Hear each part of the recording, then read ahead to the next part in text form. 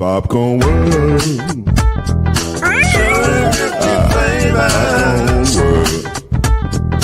Popcorn World.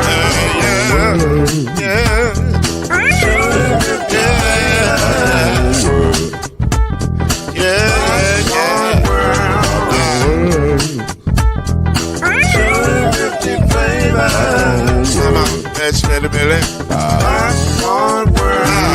Can I make you groove now? Yes, I can. So you can get this groove in a bag of a can. You can make it round the world when it holds in your hand. Popcorn World. 250 flavors gonna make you smile. 250 flavors gonna make you smile. 250 flavors gonna make you smile. I said popcorn make you smile. Ah. Popcorn World. Popcorn World. Popcorn World. Popcorn World. The Popcorn World.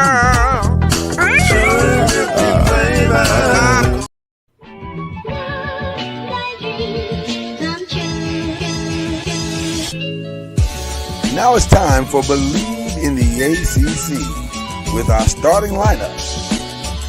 From Florida State, number 17, Charlie Ward. From Morehead State University, number 50, Lloyd Stan. And from Murray State University, number 2, Kendrick Haskett. Get ready for the best sports show about the ACC in all the land. Believe in the ACC starts now.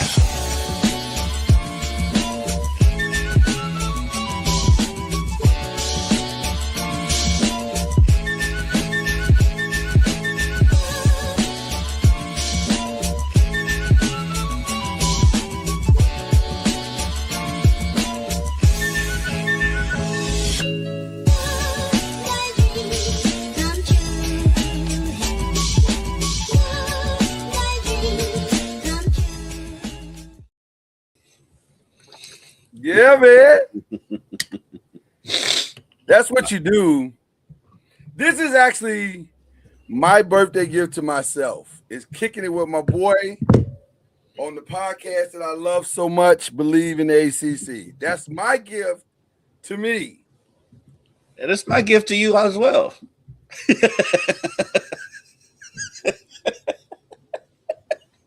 Happy birthday, Lloyd. It's a cold world out here, boy.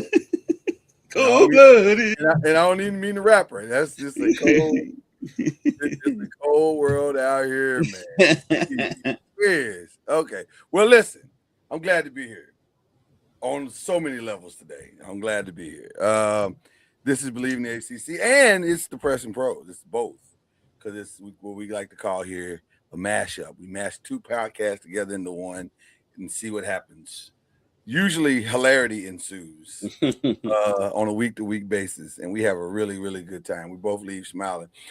Let me be very clear, because I'm sure there's some people watching that don't live in the Louisville, Kentucky area that are completely confused as to why my brother Kendrick Haskins has a toy tiger shirt on right now. Like, what is happening? But if you know, you know. Toy tiger, legendary. And that's all we're going to say about that. That's all we can say about that. So shout out to the Toy Tiger. Shout out to the Tiger. Has left a lot of people satisfied and great joy. There you go. Okay. I'm glad to be here with you guys today. It's going to be a fun show, as always. We got a lot of things to discuss. In addition to the ACC, and we'll do some other stuff, I didn't know how to really tackle this, so I think I want to do it now because we probably got a lot to say about it, and then that way we won't have it hanging over the show. But obviously, the biggest story, at least for us in college football right now, is the passing of Lou Holtz. That is a massive, massive story, especially for our generation. Because I was thinking about this, Kendrick. Lou Holtz, when we were growing up in the 80s, probably the first iconic coach that I remember. Like, I don't remember. Like, there were others that Bear Bryant was at the tail end of his career. Bear Bryant was at the tail end. I can kind of remember Bear Bryant some, but I wish McConnell was at Ohio State. He was at the tail end of his career too. Oh yes, with the Woody Hayes. Yeah, Woody Hayes. Yeah, Woody Hayes, and then Paterno was at Penn State. So it was that Paterno. He's in that group. Yeah, but we're talking about our first like memories of a great coaching name. It's probably Lou Holtz and Joe Paterno. Because the other legends were at the end of their careers. And he was one of the ones that I really, really liked. Like, you know, when you're a kid, you're thinking, I want to go play for Bear Bryant. I want to go play for Joe Paterno. I want to go play for Lou Holtz. Those were at the top of the list. There are a few others that you might, if they offered, okay, you know. But those were at the top of the list. Lou Holtz, and I'm very familiar with Lou Holtz, ironically, because I'm sitting in the state that probably was the first state to put his name on the map, which is Arkansas. And we, oh my God, Lou Holtz was iconic here. Like I don't even really remember a great Arkansas team before Lou Holtz. Like I'm sure there were some good Arkansas teams, but the Lou Holtz Arkansas teams were great, and we loved them tremendously. And then we were so sick to our stomachs when the stinking Notre Dame came in and snatched them away. But I still loved him. Like, there's no way not to love him. I mean, being in Louisville, Notre Dame's South Bend's not that far away from us. Not that far away. A few people that played under Lou Holtz. My boy Ben Foose and my boy Tony Driver. Yep. And so he recruited the area, and he'll always be recognized for his speech patterns. Put it lightly. And that crazy lisp. Yeah. That crazy lisp. Actually, he was, when Louisville played up there this last time when we went up there, he was at the game. They showed him. He was in the box across the stadium from us. So I could see him. But yeah, he was a great coach, and he's the last coach to win anything at Notre Dame, yet they still think that they're the hill. Well, he is the reason why they think they are the greatest thing since sliced bread. He's part of the reason. He's a big reason. Newt Rockne probably has a little bit more to do. I guess Newt Rockne. Yeah, but none of us, we don't remember no Newt Rockne. Like, they have, a lot of them don't even remember Lou Holtz, but they still act like they. Touche.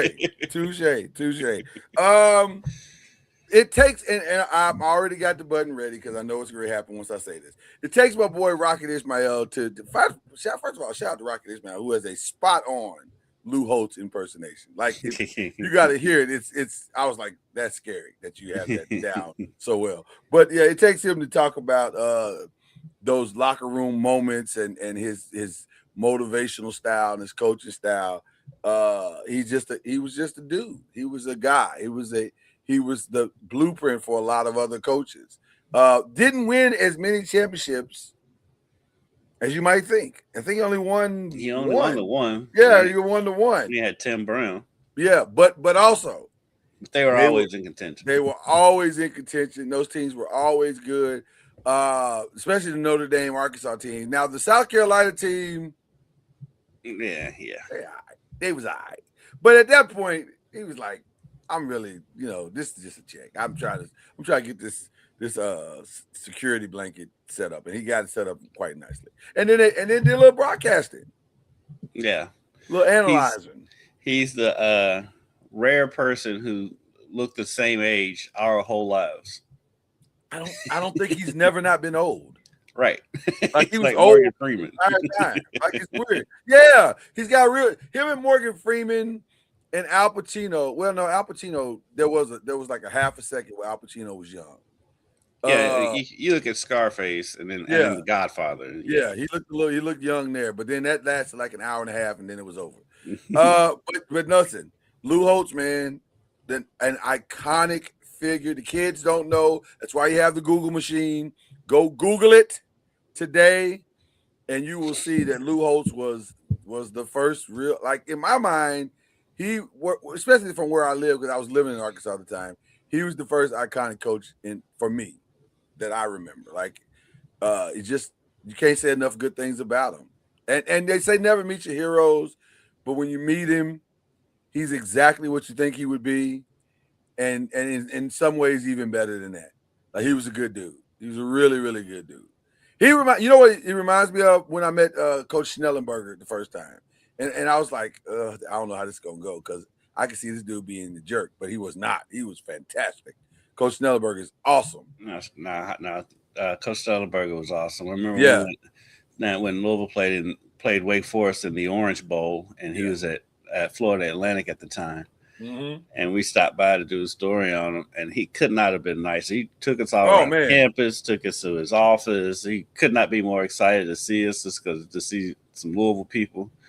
And yes, Coach Schnellenberger was awesome. So, RP to legends. Yes, yeah. A mutual friend of mine, a mutual friend of ours, rather, got me his number. That was one of my first interviews, and he was like, "He'll answer, and he'll do the interview." I was like, "You'll do an interview with me?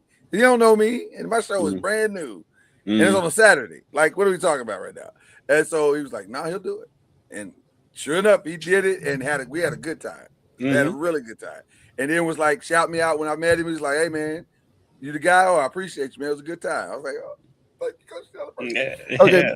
So Lou Holtz was covering that same cloth. Just a class act, great dude, great time to be around. Football knowledge is crazy. Like, remembered everything. Just a good time. So shout out to Lou Holtz, to the great football coaches are weird with their memory. They remember a lot of stuff. Remember everything, like plays and Gatorade color. Like, they crazy. It's crazy. It's kind of like low key, like probably anal retentive, but it's still.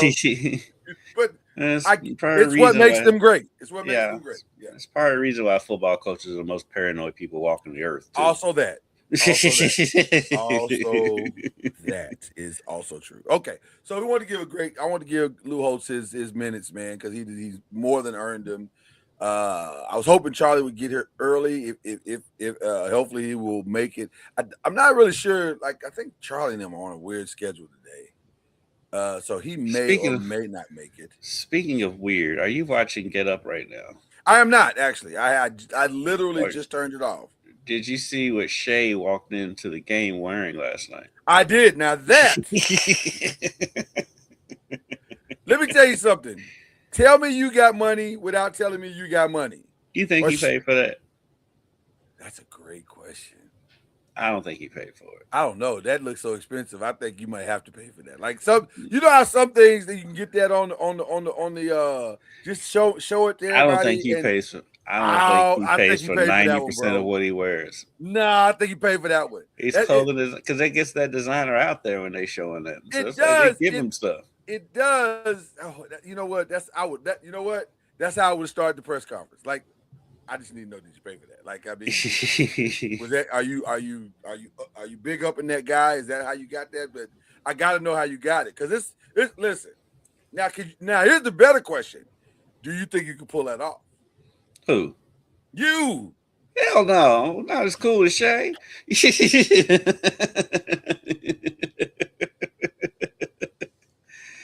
called Shay Butter for a reason. Nah, you know what's wild about Shay? One of one.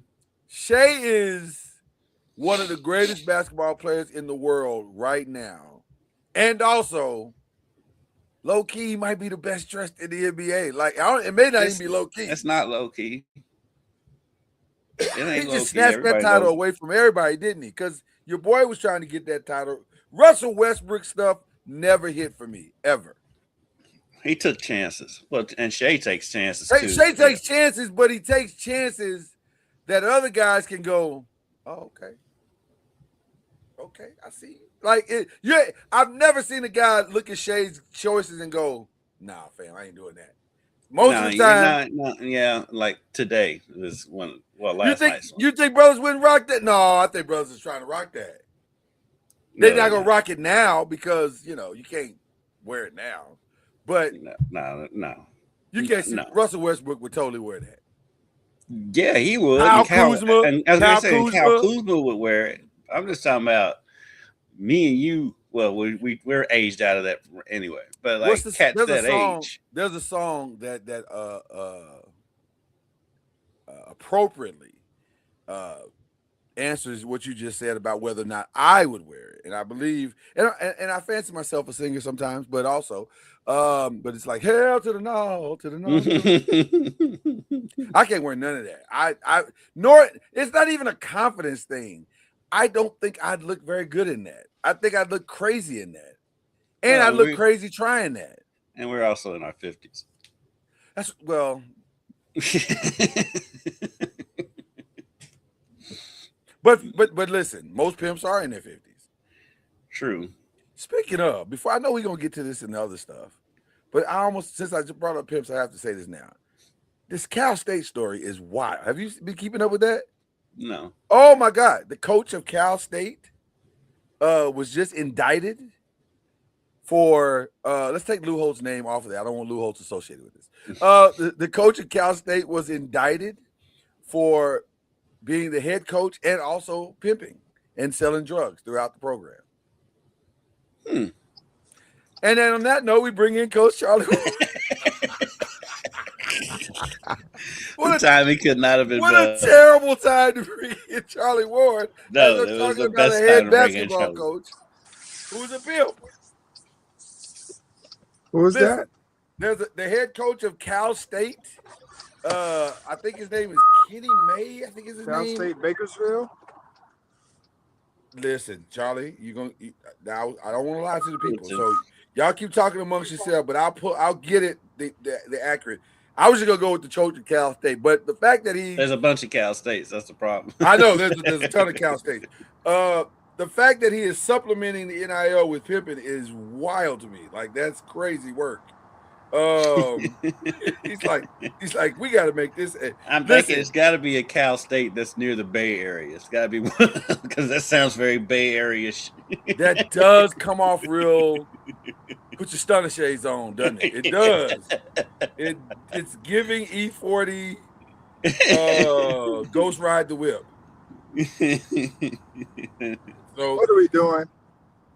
We're trying to make the NIL the best way we can. Is what's happening. That's what's happening. You listen. Choices got to be made, Charlie. Some people think that's a good form of art. Kevin Mays. I'm sorry, Kevin Mays is the name of the head coach that has been arrested. What school? Cal State, Bakersfield. It is Bakersfield. Yes. Oh wow. You would never think that would happen in Bakersfield. I've heard nothing but positive things in Bakersfield, but apparently they got pimping, pandering, illegal weapons possession, and human trafficking. What are we doing? NIL, you know how hard it is to get the NIL money, Charlie. He's trying to figure it out. He's figuring it out. He's thinking outside the box, Charlie. What you see is crime. I see as creativity. Like I said, some people see that as creative form of art. I mean, listen. I wouldn't have done it, but listen. It's probably not the best way to go about doing things. Some things he didn't know. He was saying, listen, what if? Hear me. Can you imagine that meeting with the head coaches? Guys, hear me out. I'm gonna go out on a limb and say maybe they didn't know he was just doing this on the side. And that's where we will disagree, because you cannot run a illegal weapons, pimping, and marijuana thing all on your own. Nobody has that kind of time, Kendricks. I'm sorry. Y'all got to work together. We got to work together on this. Gottlieb coaches and does a radio show. Yeah, that's turning out. You see how that's turning out. Okay, let's move away from pimping, because this is not Charlie Ward's brand at all. Pimp since pimp's been pimping.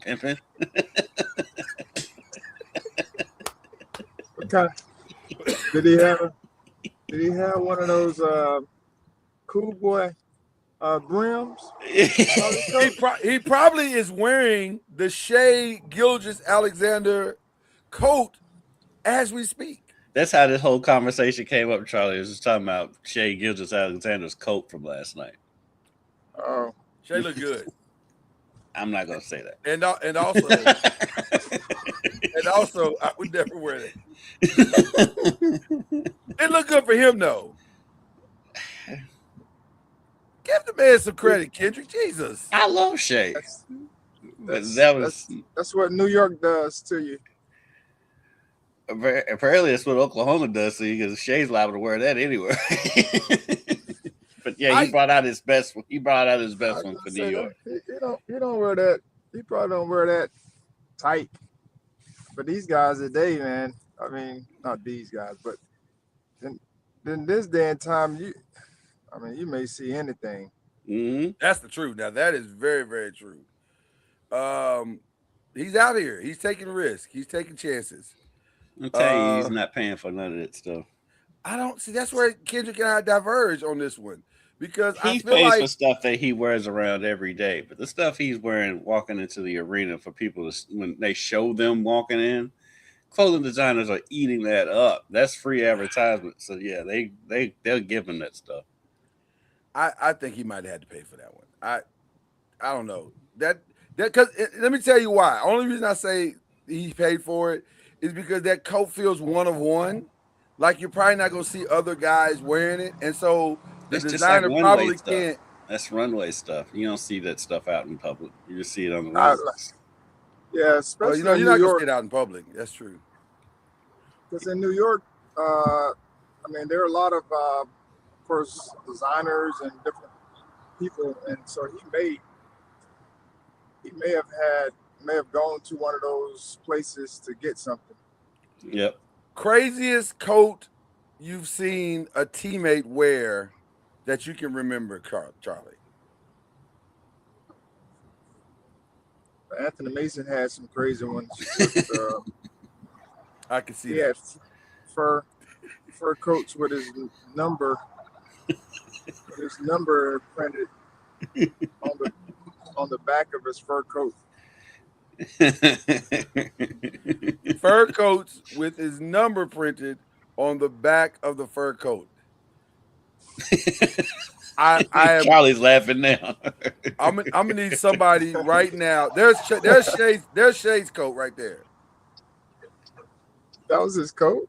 Yeah, that's what he wore to the game last night. Listen, And Lloyd's trying to convince me that he bought that. sometimes I guarantee he bought it. I guarantee he bought it. Well, I hope it was cold. Are they still New going York. through It's the New winter York, freeze? so it's probably cold up there. But when you're only wearing it from the bus to the locker room, then it's probably not that bad anyway, because he didn't buy it. I'm trying to find this Anthony Mason coat right now, by the way. Terrence Williams, God bless his soul. He's still alive, but he's in prison. His freshman year, That's how we started the story. He's still alive, but he's in prison. Terrence Williams. That's the Terrence Williams story. No good thing can come out of this story when we're starting there. Well, no, it's just talking about fashion. Okay, let's keep going. His freshman year, U of L had some kind of weird tournament going on where they played the first game and then there was another game after it. And he comes out to watch the game with his white sports coat with his face airbrushed on the back of it. Okay, there it is. That was a team experience. Listen, it's all about the presentation and how you start the show. Like the walk to the locker room is the start of the show. So if you watch that ABA show, they talk about that because it came from the ABA. That. Yeah. Okay, so who wore it better, Anthony Mason or Shea? Let's see Anthony Mason's presentation right now. That's pretty good. I'm not gonna hold you. That's pretty good. It's very New York because he's got the coat, but also he's got the hoodie. So he's giving you a little bit of, he's giving you a little bit of Borough, but also a little Madison Square Garden. I like it. Charlie, are you feeling Anthony Mason? Now don't crash to see this picture, but I saw it. Okay. I was gonna say he saw it up first close. hand. So you already know. Is this the one you remember? He had quite a few. Yeah, quite a few. Shout out to Anthony Mason. All right.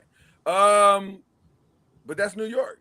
That's New York at its finest. Okay, let's get into some. Before we get into the rest of the show, Charlie, Lou Holtz, what are your thoughts? You got a chance to play against the man. What are your thoughts? Yeah, I mean, he's very similar to Coach Bowden. You know, he made an impact on a lot of people, and was, you know, I got an opportunity, as you mentioned, to play against him, and so it was just very, you know, I was grateful for the opportunity that was presented. To play against him, and you know, unfortunate for him and his family during this time. Unfortunate for him, but during this time of mourning, you know, you remember all the great things that he's about, and we remember him for. And so I was just grateful that I had an opportunity to be a part of those memories, because we had a great battle, especially senior year. We didn't come out on top, but you know, it was great for us to be able to be a part of his legacy. That's what's up, man. Next time you see Rocket, ask him to do the Lou Holtz impersonation.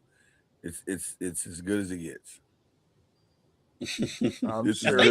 It's as good as it gets. I think he may have did it when he came on with us. I feel like he did, but yeah, because he's got the lisp and everything. That's what makes it crazy. Like, you got the whole thing. Like, you've really studied the man. So there you go. Well, listen, rest in peace to a great coach, great man. And just like I said, an icon of the sport. We've definitely come. Lou Holtz could never pull off a Shea or Anthony Mason fur coat. Very clear. could never pull that out. All right. Let's get to the standings, man. Men's basketball. We got Duke still at number 1, Virginia number 13, and North Carolina at 17, which that could all change this weekend. You never know. That rivalry does some crazy things this weekend, though. If history remains it's the way that it has always remained, Duke will absolutely win this game this weekend. Interestingly enough, the two teams that are out right now, Louisville is out, but they're like right on the line of out, and then Clemson is out. And Louisville might actually get back in if they can close out against Miami this weekend. But they did get a big win against Syracuse. And so that's going to help. A very dominant win, actually, without Mikael Brown, which makes it even better, I think, in some aspects. So that was said more about Syracuse than it did about UL. Well, listen, Syracuse is a very peculiar team, because I watched that game, and in the first half they played very, very hard, and it meant nothing. Like, they kept slipping behind the whole time, but they were playing hard. So I was like, well, they're giving a lot of effort. It's just not producing any points, but they're giving a lot of effort. So I was kind of impressed by that a little bit. I don't know. They got a new coach, right? Still. Red. I think Red's been there. Is this his second year or third year? Second year. Okay, so maybe he's still trying to iron it all out. It takes time. Shout out to Charlie Seminoles getting a 1-point win on the road last night at Pitt. Oh, nice. Okay. That was kind of deceiving at 1 point.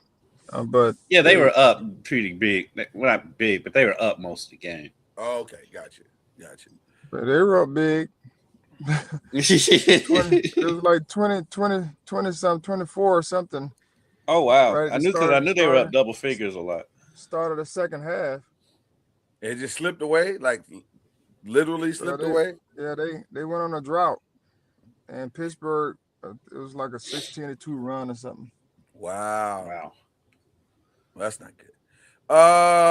So you have the standings. I do. Okay. So for the men, it's Duke is first, Virginia is second, followed by Miami, North Carolina, Clemson, and then Louisville. Although this weekend could flip-flop that, but I think they're both set up for the double bye, regardless of what happens on Saturday. Clemson and Louisville can't flip-flop, because even if Louisville wins, Clemson has a tiebreaker, right? Clemson has a tiebreaker. But if Louisville, Oh, I'm looking at the wrong. I'm looking at the overall record, and Clemson. No, They have the exact same. they have the overall exact record. same record. So you're right. You're absolutely But right. Clemson has one less loss right now in the conference, and even if they do lose and Louisville wins on Saturday, Clemson has the tiebreaker because right, they have so- the same record. So it's set. The That's pretty much set. The Yeah, only it's pretty thing that could possibly change is if Louisville and NC State both lose and Florida State wins. Well, Louisville didn't play Florida State, or did they? Did they play? They had They to. had to play. I was gonna say they had to. I thought.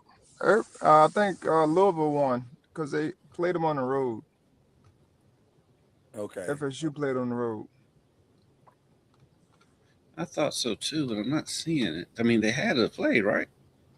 Yeah, they played. Did they? Because I don't see Look, them. You're I right. don't think they played. I don't think they played. That's crazy. Oh, they didn't. No. I thought they played on the road. I was with you, Charlie. I thought. Yeah, I Florida thought they State played came- here too, but no, They did not play. That's They didn't wild. play. Why didn't they play? That might be the better question. Why didn't they play? I thought everybody was just playing everybody.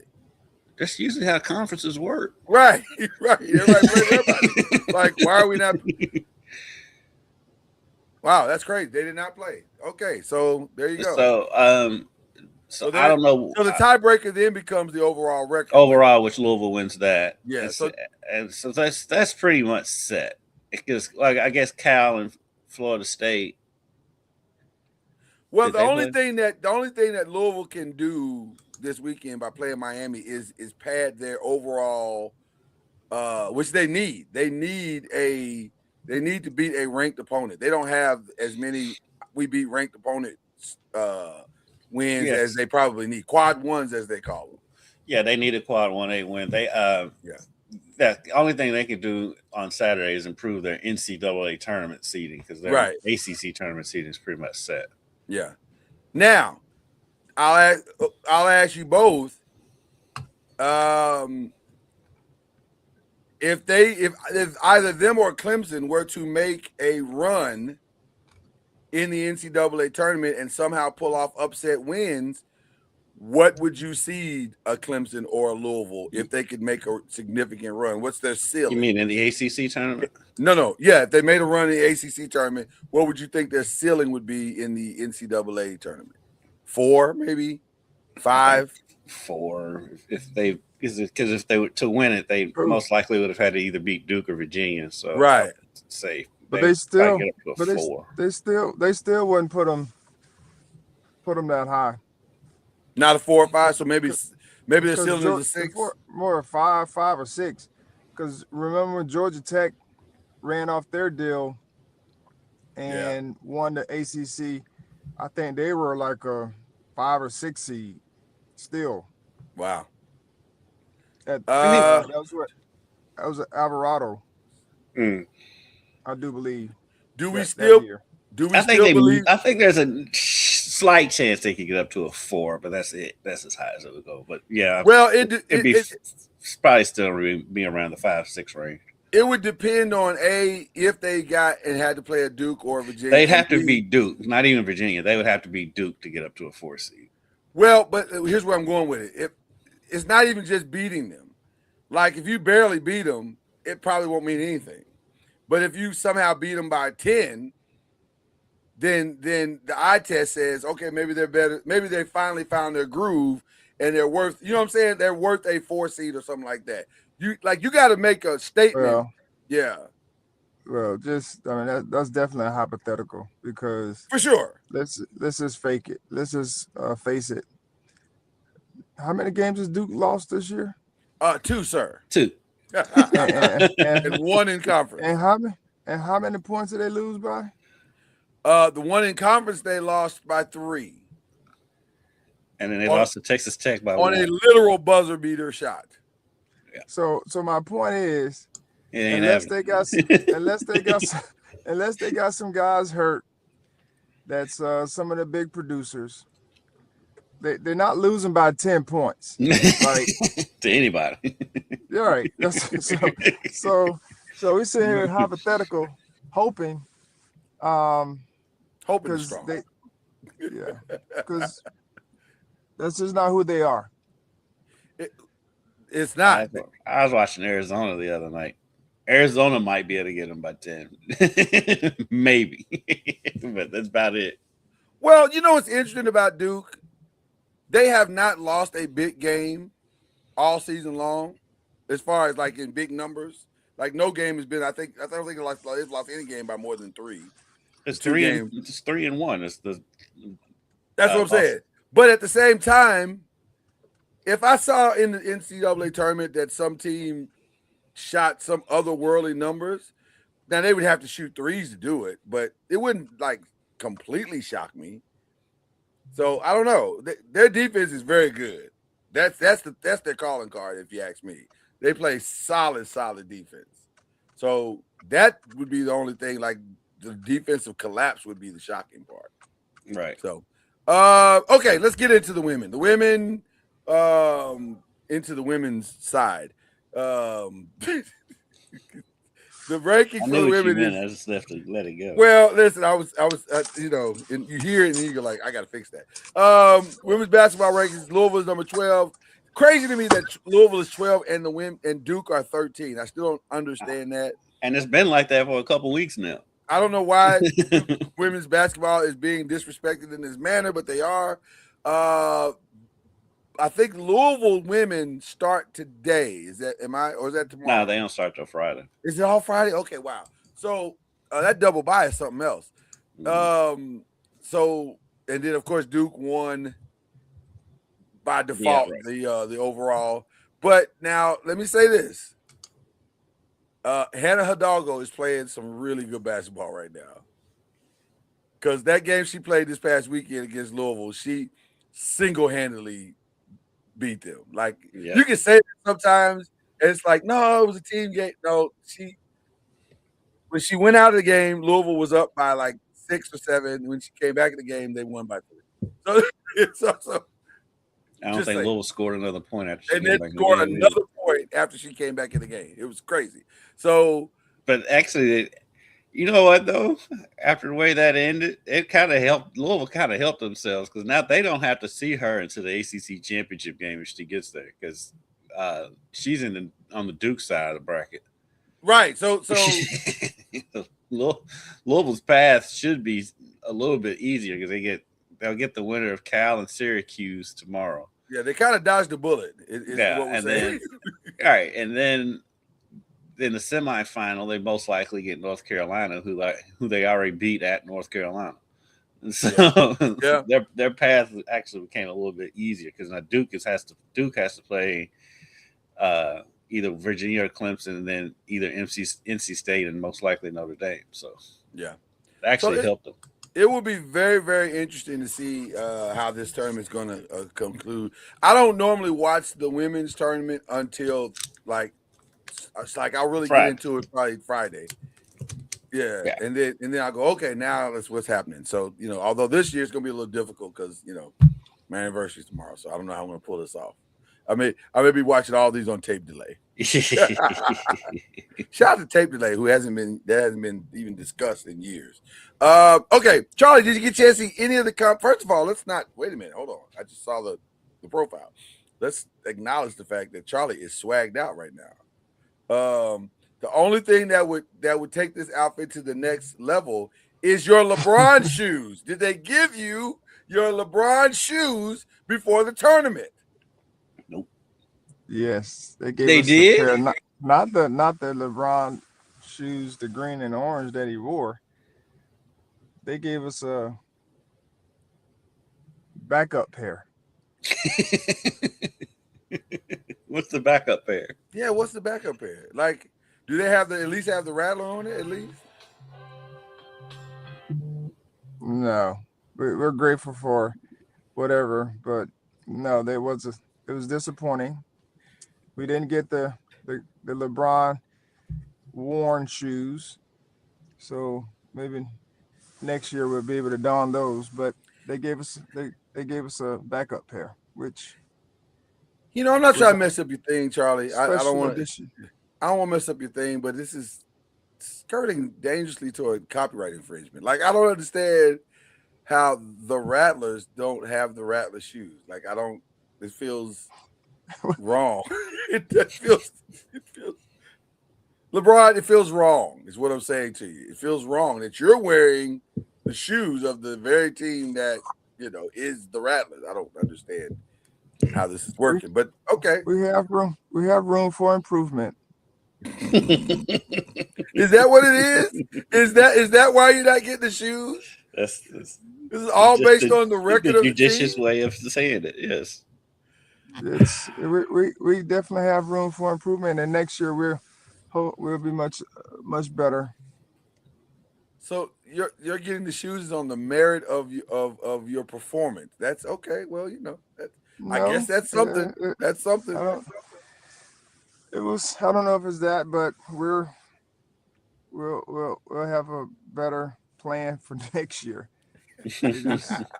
First year blues. Yeah. I'll just say this: you are a master. This is a master class of being able to handle the political side of of these things. I am impressed beyond measure. So we'll leave it at that because I don't want y'all to get in any trouble. I need him to get these shoes at some point. Let's get into the combine. Because the ACC had a good weekend at the combine. Ruben Bain, in my mind, still is the guy, though the kid from Texas Tech had a good day. And then also the other kid from Ohio State had a good day.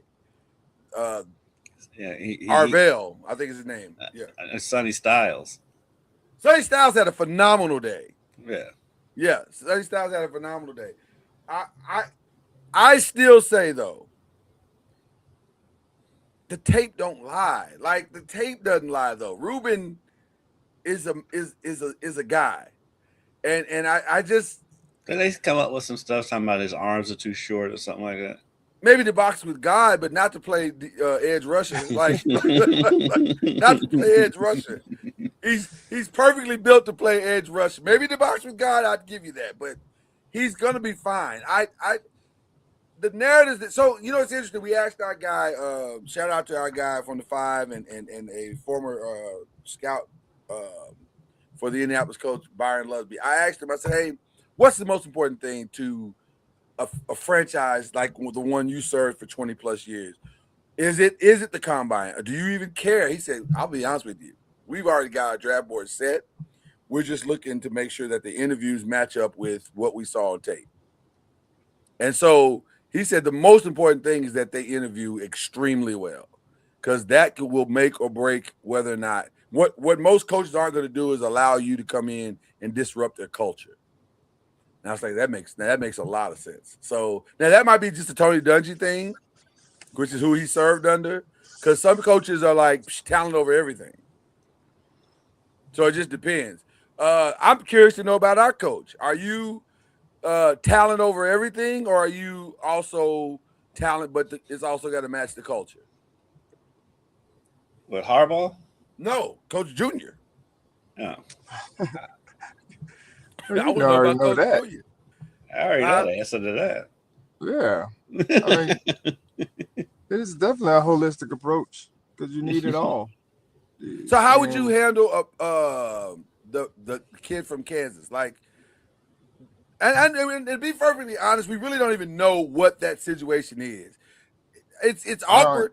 I'll tell you that. It's awkward because his coach doesn't do him any favors in press conferences.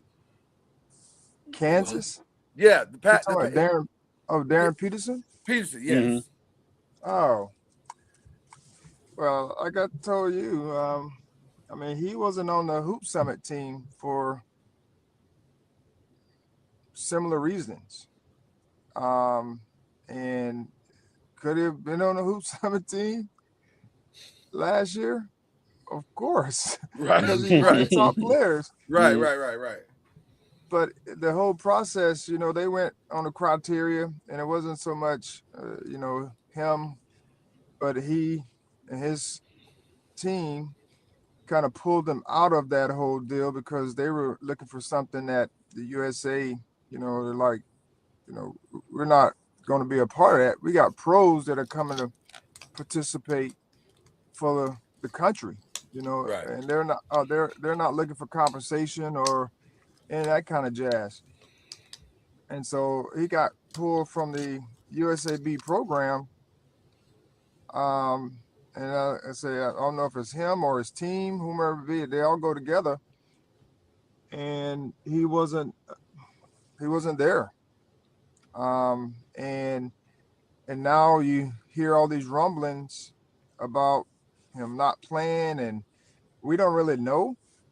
But if the coach is saying something or bringing it up, and he's hinted to it, there's some accuracy to that fact. And I would rather have a Carlos Boozer or AJ on my team because of their attitude, makeup, people around them. They're what they're all about. I mean, those jokers showing up every single day, and they're Working playing hard. every single day. Yeah. And I'm sure they have injuries. They have all the stuff that everybody else has. And, you don't hear their coach coming out saying certain things about them. Yeah. And so it depends on the person. And, you have some of those guys that are like that and they feel that way, and their group around them feels a certain way, load management and all that. Man, have you seen AJ? I mean, we haven't seen AJ miss a game. I don't know if he I missed don't a think game. he's missed the I don't game think at he's all. missed. I don't think him or Cameron has missed a game. Like them dudes just enjoy playing basketball. Yeah. They're getting paid well for what they're doing, but even if they weren't, I believe they'll just They go to the park. just show up and play. Yeah. And those are the type of guys character-wise you want on your team. Talented and willing to do whatever it takes to win, and not worrying about all the other stuff. Yeah. Outside. And those things I guarantee those things will take care of themselves later on. When you just do your part, just go to work, show up and go to work. People see your value at some point. And so they'll earn more to me than someone who wants to be in and out, not say fully committed, but not fully committed to the whole process. And like I tell my guys, I'm like, man, y'all give some great excuses that I can't dispute. I can't dispute that your ankle is hurting. I can't dispute that you have a sore back. I can't dispute that you're sick. And it's up to you whether you feel like you can go or not. But it's hard for me to say, well, no, your ankle ain't hurting. No, your back ain't hurting. Right. I can't do that. Yeah. No, you're not sick. And so they'll sit out, like practice, a game, whatever it may be. And I'm like, okay, I can't dispute that. And those are like great excuses, as I call them. and I'm saying, it's up to you whether, it's your integrity on the line as well. Right. And your reputation. Because if this is your go-to throughout, then that's who people are going to see you as. 100%. And there's the X factor right there, Charlie. Again, got to agree with Charlie with everything he said. He's spot on. But also, when people ask me if I'm going to answer honestly, now I'm not going to tear the kid down, but if you ask me, I'd say go back to the tape and you can look and see what his availability was. Right? They say the best ability is availability. It has always served well to be available, and that's a greater that is a greater calling card to your ability than anything else can be. Like, I'm here, I'm ready, I'm competing at a high level, I'm trying to be out there. But when I'm with you, Charlie, when guys are finding reasons not to be there, that's a red flag. And by the way, that's one of the things Byron said. He said, hey, being there is a big plus. Being out on the field, consistent, that's a big plus. And for him, I just wish that if there is some kind of health issue, reason why he can't play or they're pulling him out of games, it probably would be a good idea for them to go ahead and say that.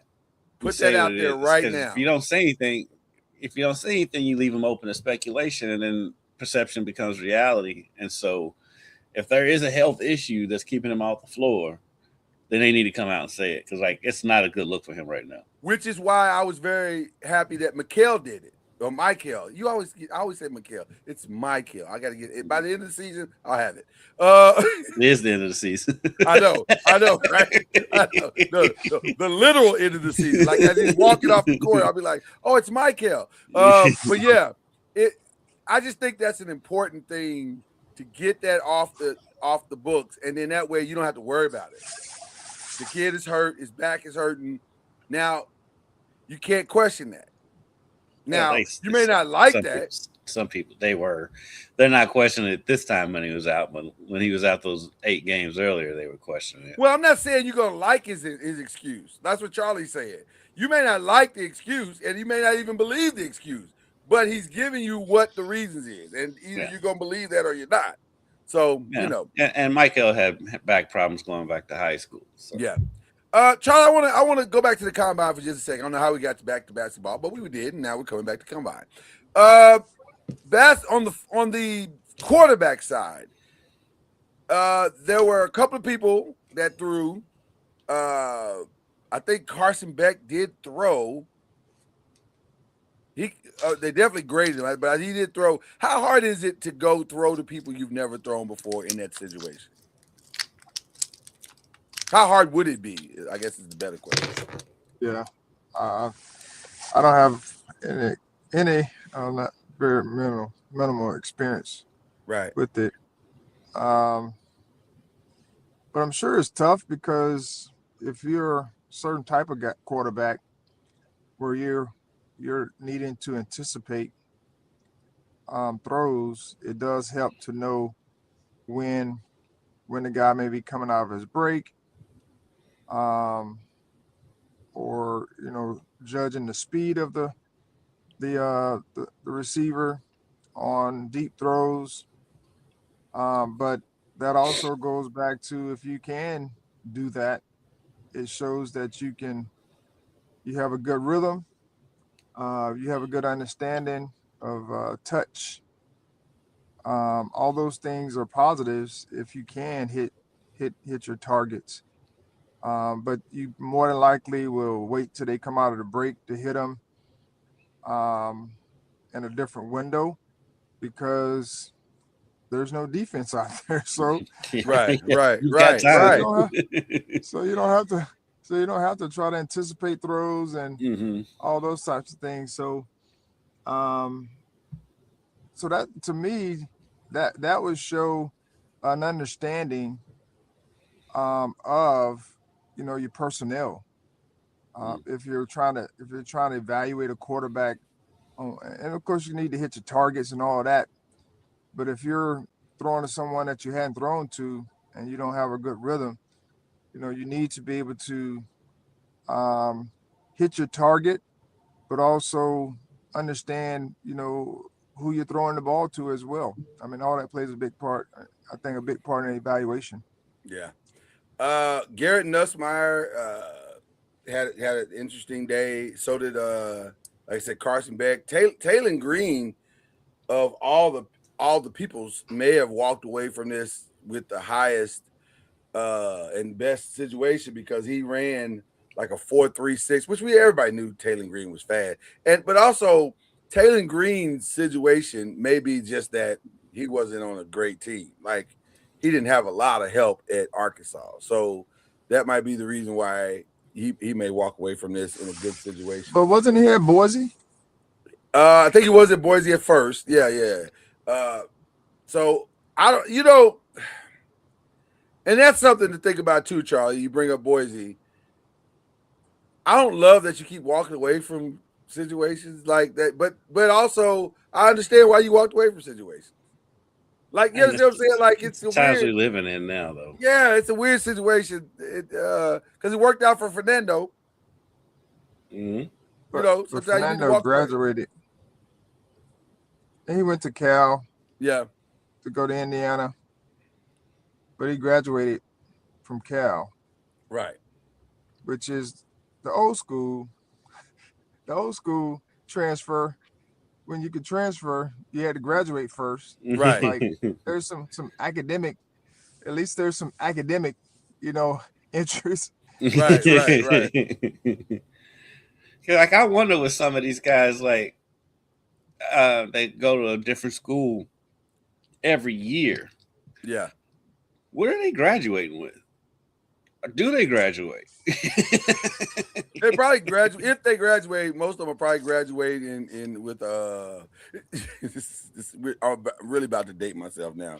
It seemed like back in the day, everybody graduated with a criminology degree. I don't know why that was. I don't know why all these guys were going into criminology, but it seemed like all of them were graduating with criminology. I'm like, where are all these police officers, athletes that are out here, making the streets safe or something? But I don't know what they graduate with now. I have no idea, other than a general ed degree.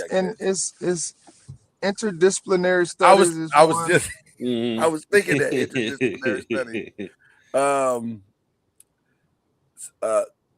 Going into the running back, Jeremiah Love and Jadarian Price did themselves some favors with their 40 times. Jeremiah Love running a 4.36. His backfield mate ran a 4.49. But I don't think Jeremiah Love did anything to improve or hurt himself. Like, you knew Jeremiah Love was the top running back going into this combine, and nothing changed that. I think he may have solidified himself in the first round. I think he may have solidified himself in the top 5. Like, if he's there, you have to take him. Like, I don't know. Well, unless you already have a Jeremiah Love on your team, which very few teams do, I think you got to, like, the Raiders aren't going to take him because they have Ashton Genty. So there's that. And I think the Jets aren't going to take him because of Breece Hall. I think Ashton Genty is going to be the cautionary tale for these teams that, even though he had a decent season, I think he had a pretty good season for a rookie, and considering how bad the Raiders are. But I don't know if that's his fault though. Like, he didn't do anything. I mean, but still, if you're a bad team, going out and getting a running back is not going to be the solution. It's not 100%, especially in the first round when you can get running backs all throughout the draft. And by the way, I'll throw this out to both of you, because we've been talking about it all week on the other show. I don't know if you're the Raiders why you would take Fernando Mendoza. That doesn't make sense to me. As talented as the kid is, and I think his upside is good, but if you're the Raiders, we got a lot more problems than a quarterback, like a lot more. And by the way, do I want my brand? Because if you take a first-round quarterback at the top of the draft, that's your starter for next year. That's what you're saying. I'm taking this guy because I believe he can step right off out of his college uniform and into his pro uniform and start day one. Usually, that's how that works. But that's probably not true with Fernando Mendoza. So if it's not true, then why do it? Like, I don't understand why you wouldn't just trade that pick away and go get a haul for that, and then go try to get a Malik Willis or a Mac Jones, or I guess a Kyler Murray now that he's going to be available, or Tua or somebody that can. Because I wouldn't want my guy running for his life for the next 2 years, which is what he'll be doing in the Raiders uniform. But I digress to both of you.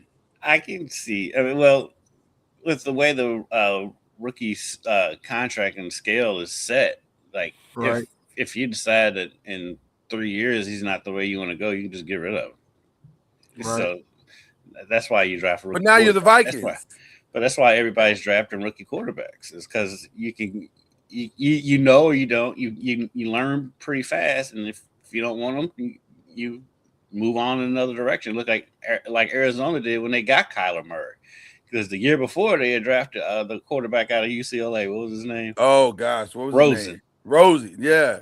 And so Kyle Rosen, is that his name? Yeah, Is his name Kyle Rosen? I Or think something so. like And so they decided, and it doesn't hurt as much now to get up off of a young quarterback now as they used to. So that's why they get the younger quarterbacks. It doesn't hurt your salary cap, right? But it does hurt. Like, no, that's what I mean. It's Minnesota like looks you crazy can move right on. now. It's easier to move on.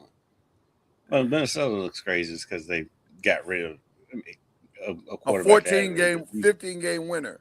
Yeah. And they're ready. It looks like they're ready to walk away from J.J. McCarthy. If the rumors are true, they're going to walk away from this kid after 2 years. He's played like 6 games or 8 games or whatever. That's how they're going. You don't have long to prove yourself anymore. No, you do not.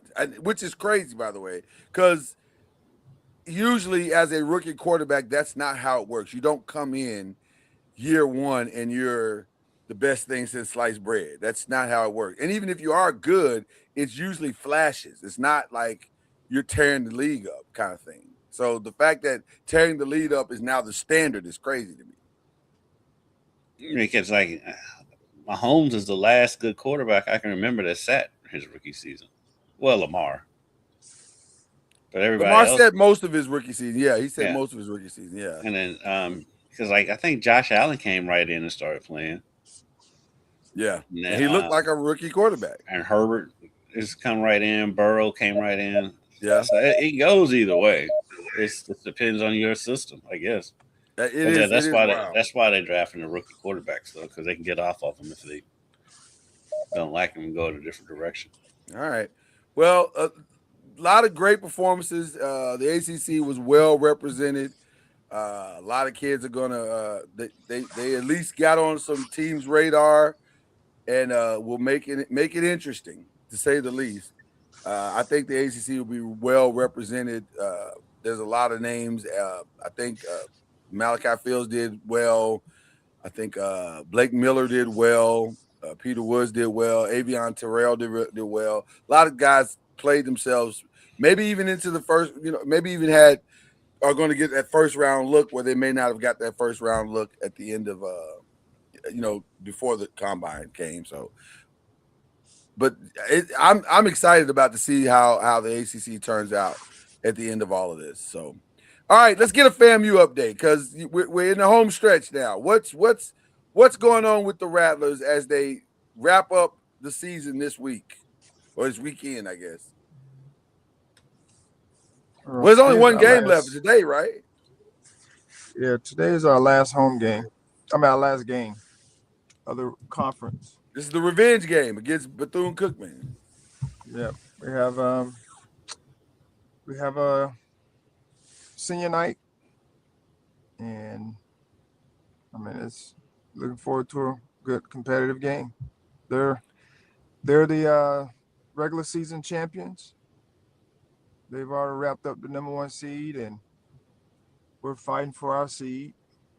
We're right now tied for second with 3 other teams. And then there's 2 other teams that's, right there. So at 9 and 8. And so it's a logjam from 2 to 8. And today will determine the seeding. So we're trying to keep our name in the hat for the number 2, 3 seed with the win. And if for whatever reason we lose, we'll at least be in the top 6, I do believe. But okay. we want to at least keep our name in the hat for the 2 or 3 seed. Is there a first round bye for the league? Well, if top 6 get a double bye. So top 6 get a double bye. Wow. Okay. So right now you're there. Starts on the 9th. So right now you're there, and you just basically the goal is to stay there. Correct. Yeah. So we need to win tonight. to Okay. control our own destiny Mm. as far as where we get seated and not get to 8 losses. From what you've heard, Charlie, has this been a great year overall for the SWAC? Have coaches said, "Man, this has been a really competitive year this year"? Um, I know in the past they've had good years, but I think I don't know, this may be one of the years where we have at least 7 or 8 teams that are capable of winning. 17 You know, over the champ. 500 seems like a good competitive year. Yeah, I mean, there's quite a few teams over 500 now. Yeah, So in the league, in the league, right, which right, in the league, yeah. which may be the norm. I don't know if it's not, but I know this year has been very competitive. How have you enjoyed your first year in the SWAC as a head coach? It's been a really good experience. Just some things I wish we could clean up, just from a sportsmanship standpoint. Um, but Sportsmanship, interesting. that's you know, and you always hear this is just how we do things, which to me is always the craziest thing when someone says that. But uh, overall, it was very enjoyable. Just getting a chance to go to some different cities, see different campuses, see how others are living, where they're living, as far as college standpoint Mm. from sports, Yeah, and being giving guys opportunities throughout the season. So it's been a welcome experience, and excited about the future for sure. awesome, awesome. Kendrick, That was just year one as a college coach in general. I mean, it was as big of a step up from high school to college as you expected? Was there anything that came out of nowhere that you kind of didn't see coming? Not really. I mean, um, you always, regardless of where you're at, you're gonna have things that you have to manage and deal with, and on our level, we don't have all the bells and whistles and all the different things that you would desire. But you find ways. It's like a handyman. Like you may not have all the resources at your disposal, but you go and manufacture, and because it needs to get fixed. And so and you might have to find different ways to get it fixed. right. So that's kind of how we worked and work, and we're working to improve. Where we are this year, and it doesn't hurt to have some success, because it gives people excited about what we're doing, and how we're working towards it, and of course people want to get behind um, positivity.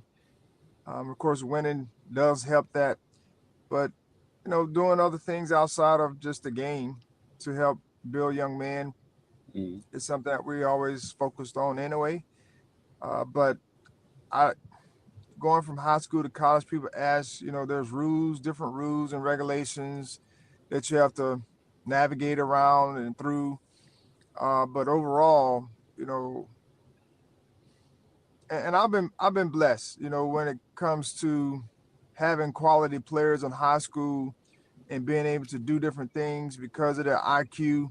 Mm. Some of it we were able to build over the years, but just being able to hold guys to a standard, guys, uh, you know, work and live up to that standard, and then going from where I was to now, being able to help guys with the same type of understanding of basketball and life in general. You're able to do a little bit more because you have a little bit more time to work some things, but it hadn't been a big jump, from a lot of standpoint, from some certain things, but it's been a good deal. Having coaches that are the biggest jump has been having coaches that you can, you know, give tasks to and let them run with it, because that's their job, their full-time job. Right, Um, right, right. as opposed to high school where most of your coaches either volunteers Right. or they were teachers, Mm. and so they don't have time during the day because they're teaching class and you're having to do a lot more. So that's been a welcome uh, addition and experience as well.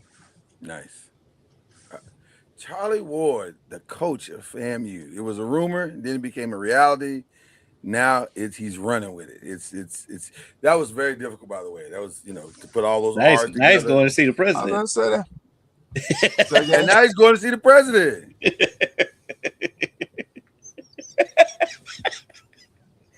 which president? of the You know, United States of America.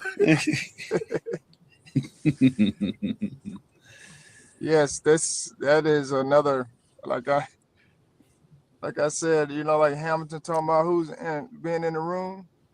Yeah. That's I'm looking forward to being in the room with all of those, which is crazy, by the way. Um, I'm not really representing everybody, but I'm representing quite a few people, hmm because there's quite a few people who aren't being represented in the room.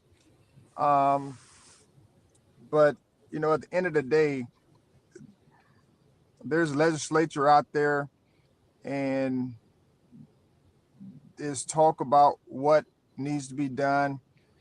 And so hopefully what I can bring to the table is balance.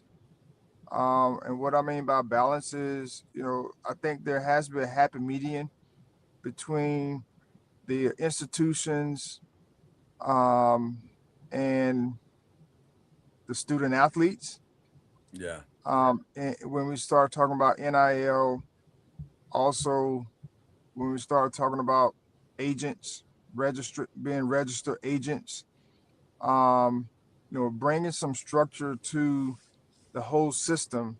It's not trying to erase the system or what's going on, but it's just trying to bring some structure where you got to have some consequences or some things you got to think about.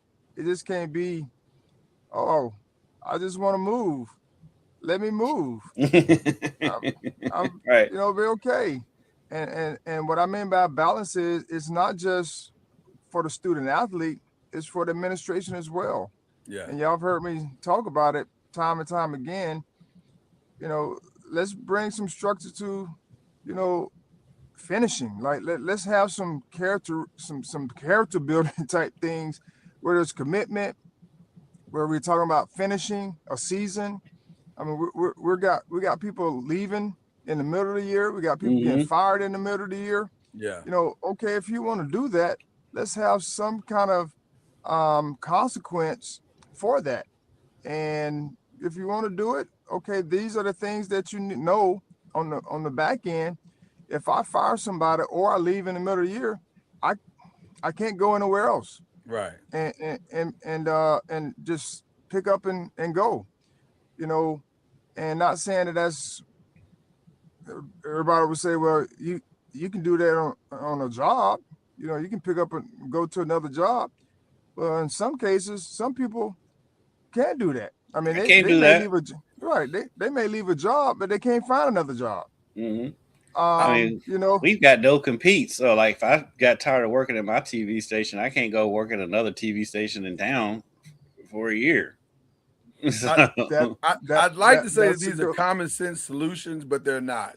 So what you're really talking about is, can we bring some common or create some common sense solutions to these problems that we're having in college sports that make sense and bring about fair play and fairness for all people involved, which I understand that's hard because we live in a capitalist society and that's just how it is. Like people want to win above all and at all costs. So that makes it hard. So, but there's And surely some things we can do. people try to equate sports with being a regular student. I know. Yeah, And as we got we to stop that know, as well. Yeah, that is not that is not that's not the same, because the student athlete is spending way more time in athletics for the Right. university. Not and people can go out and get jobs and all those types of things, and for their time, management piece. But for the student athlete, it's to me it's different it's very in different. that It's very regard. different. Yeah. But everyone tries to put it in the same vein. Like if a student wants to leave a college, they can go to another college and pick up wherever they want. That's true. I mean, Even within though, they have to have the credits have to match up and all that stuff. It's not as simple as just leaving. Well, and also that kid's not generating millions of dollars He's for his right, university. exactly, and Okay, and a regular student, which I was one, I could go out and get any job I wanted to, right. but an athlete can't. Well, he's got one. He's got a job. He's got a job. His job is the to college play ball. Yeah. The college athlete has basically a full-time job along with going to school, and people don't realize that. Kendrick, you can appreciate this. I remember some of the guys that went to my university and how they would get up at 5 a.m. and they have to go to workouts at 5 a.m. and from 5 to 7, they're doing the workouts. And then they got to go to breakfast. And then after breakfast, they go to class from 7 to 10 or 11, whatever. And they go back to workouts. And that. And we wouldn't see those guys until later on at night. Mm-hmm. That's called work. That's a job. That's a full-time job. That's a full-time job. That's by the way, more than 40 hours a week. I was going to say, that's like full-time with overtime hours. Like, what are we talking about right now? So, no, we are not the same college student. We're not. Nothing that I did in college generated millions of dollars for the university. Nothing. No. Probably cost of the university. Right. Yeah. I'm sure I cost them as much as in more ways than one. So, let's... I hope you can have a measured conversation in that room, Charlie, and hopefully some good things may come out of it. But I'll leave it. We'll leave it at that. We'll leave it at that. We'll leave it at that. But Charlie's going for the conversation. I want to put that out there. The conversation. Okay. Yeah. I mean, it's too many. It's gonna be too many people in the room for. I mean, it's just more. It's a round table anyway. Yeah. But this is kind of just to throw some thoughts out there, ideas, and see what sticks. I'm sure they have a plan of action already. We're just trying to give a little bit more. If there's something we may have missed in those plans that they currently have, because they're. I mean, when you have SWAC, and but when we have commissioners in the room and presidents and all different types of people that are in the mix, people have their own ideas on what it should look like. Hopefully, we have some representation from the student athletes, as well at that table. I'm not sure hopefully they were invited, because there are some student athletes that are very well spoken and well thought out ideas, and I think that's something that should be taken into account, because they're part of the plan. They're in the mix, and for the longest time the students haven't been in the mix, and that's where some of this is falling on deaf ears. But I know they have student advisory committees and all these different on campuses, and so I think it'd be very beneficial to have some of them in the room talking about their experience as well moving forward, because college and pro, even though they have some similar similar things, the pros, their revenue is being generated the way it's being generated, but they only have to share that with either all the teams, which is 32, or how many ever basketball teams there are, 31. But in college, all the proceeds, that the revenue that's being generated is being generated by mainly 2 or 3 sports. Right. And if you have 14, 15, 16, 17 sports, those 2 are having now to supplement all those other sports to offset.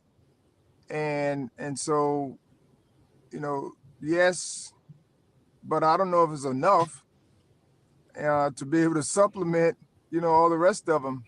But it's something that they have to think about as well when we talk about college sports and paying, athletes. And that's why collectives are important. NIL should be NIL.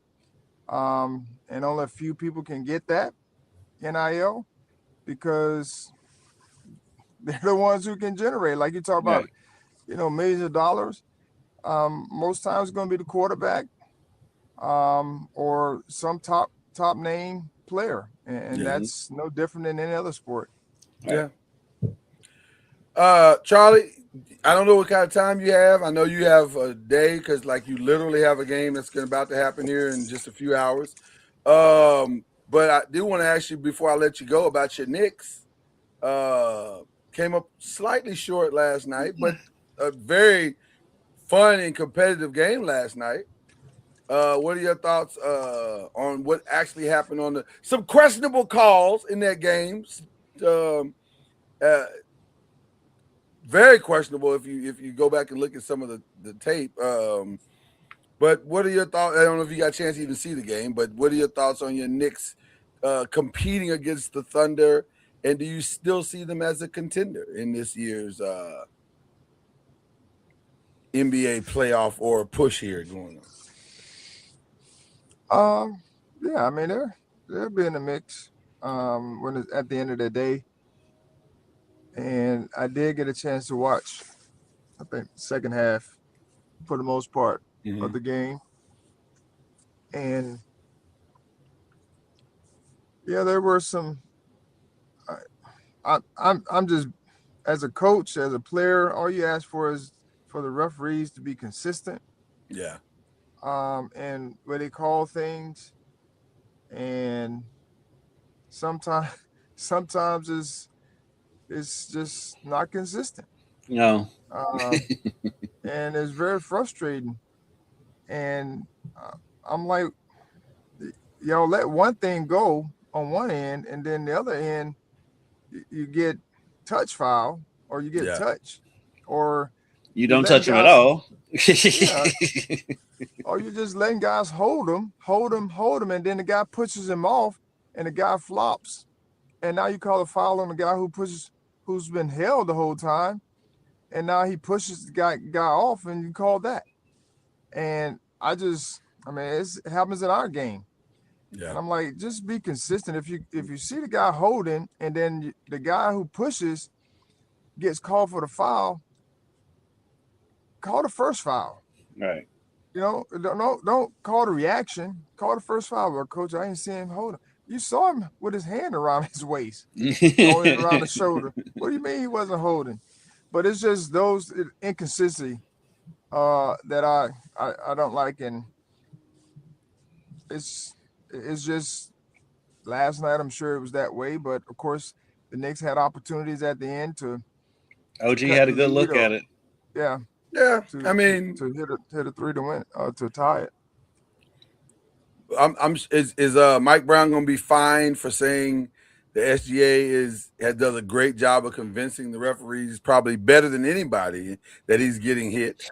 Is that a finable offense to say that? I doesn't don't fit. think so. He's not questioning He's the not. He refs. didn't. So true. It's it is true. very Yeah, true. and It's he's very not. true. And he didn't like you said. He didn't question the refs. He didn't really go at the refs. He's actually said it was true, and he was talking about Shea. So I don't think he'll get fined for that. He shouldn't. But there are guys that I'm like, man, yeah, he doesn't need help.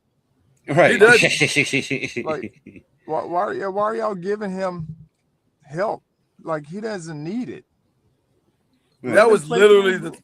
the thought I had, Charlie. Like, it's hard enough to beat the Thunder under just regular circumstances. Why are we adding the aspect of they also get calls when they need them? That just seems now you're just giving them like a head start of unnecessary proportions. Like we don't need this. Right.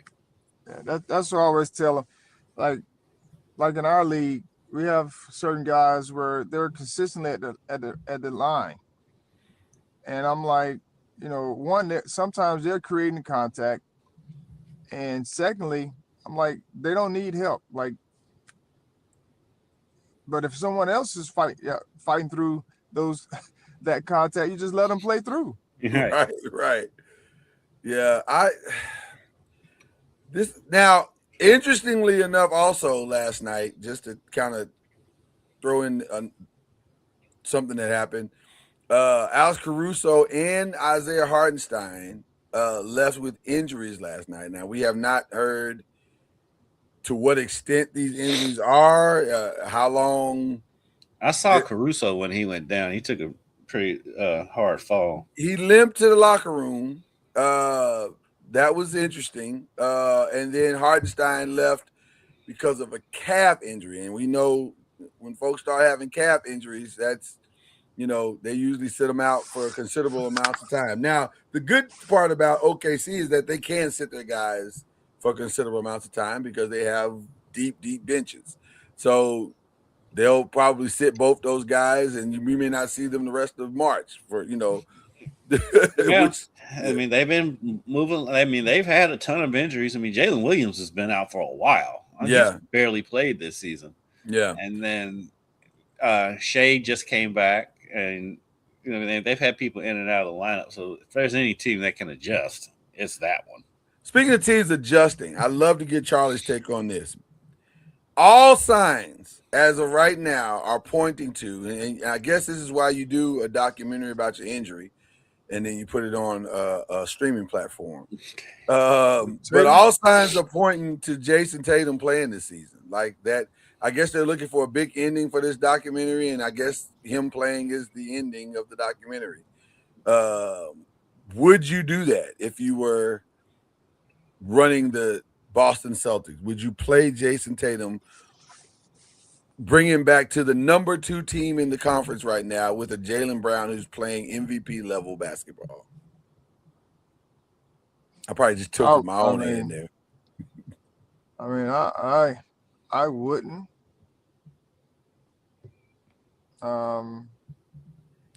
Just because he's been out all year, and and where they are chemistry wise, and how can he help like them progress towards their goal of winning a championship? I'll just say that, because right now they have a good seed, but winning a championship. And is he really? I'm sure he's healthy at this point because of just the way technology and science and everything has advanced certain things. Yeah. So I'm sure he's healthy enough to play, and he'll probably play in some competitive games and the G League, which is something that's good for the G League to have if that's what they desire to do. Mm-hmm. And he'll be on a minutes restriction and all those different types of things. So I wouldn't. I mean, I don't know how he's feeling, but I wouldn't. But it's games like last night that mess up the thought process. When you go, when Charlotte comes into your building and beats you by 29. It blew you out the whole game. Right, blows you out the whole game. So now you're thinking, well, we don't want to start slipping. And like, you're not slipping. You're number 2. At worst, you're probably going to finish number 4 if you drop it all. So why? I don't understand the whole thing other than you need content for your thing. But you know what would be even better ending? I'm gonna go out on a limb and say the Celtics don't care about that documentary. They're not bringing him back for the documentary. You say that, bro. And it was a thing I aired on like Tubi. I don't even know what. Yeah, I'm not even sure where it's playing at. I don't even know where it's playing at. But you say that, but man, it's just the noise is way loud with this. It's louder than you would think that it should be. Well, considering fans are gonna want him back because he's Jason Tatum. But I'm with Charlie. I personally, we've been talking about it for a couple of weeks. I'm like, I just plan on the season. Just do what you can do with the roster that you have this season and bring him back fully. Because I'm thinking more about his long-term health. Yes. And rushing back for what? I mean, they're not going to beat the Thunder, regardless if he's there or not. So I would punt this season, which was the goal, which they originally were doing, and then that's right. They surprised themselves by being number 2 seed. Just bring him back next year when he is going to be 100% healthy, and go from there. Because I just think it's too much of a risk long term to bring him back now. It just seems crazy to me that we're even having this conversation. Every time it is crazy. That's also a shout out to technology these days that he's even able to even think about coming back. Yeah. All right. All right, gentlemen. I gotta check out. Well, I slipped in as many as I could, and I'm glad. I'm happy we got something in. Charlie, keep it rocking, man. Go get your lick back tonight. That's the birthday gift I want from you. Get your lick back tonight. Okay. Well, happy birthday and anniversary and all that.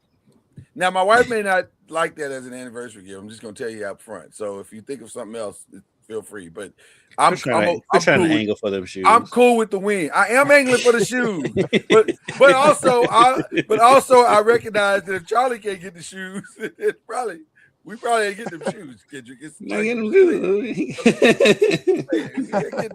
We're not getting them shoes. All right. God bless you, brother. Appreciate you, man. All right. All right, man. All right. I'm just saying, Charlie can't get them shoes. We ain't getting them shoes. We ain't getting them shoes. Just let it go. Let it go. What do you think the biggest obstacles for the Knicks are? Inconsistency. Is Cat the biggest obstacle?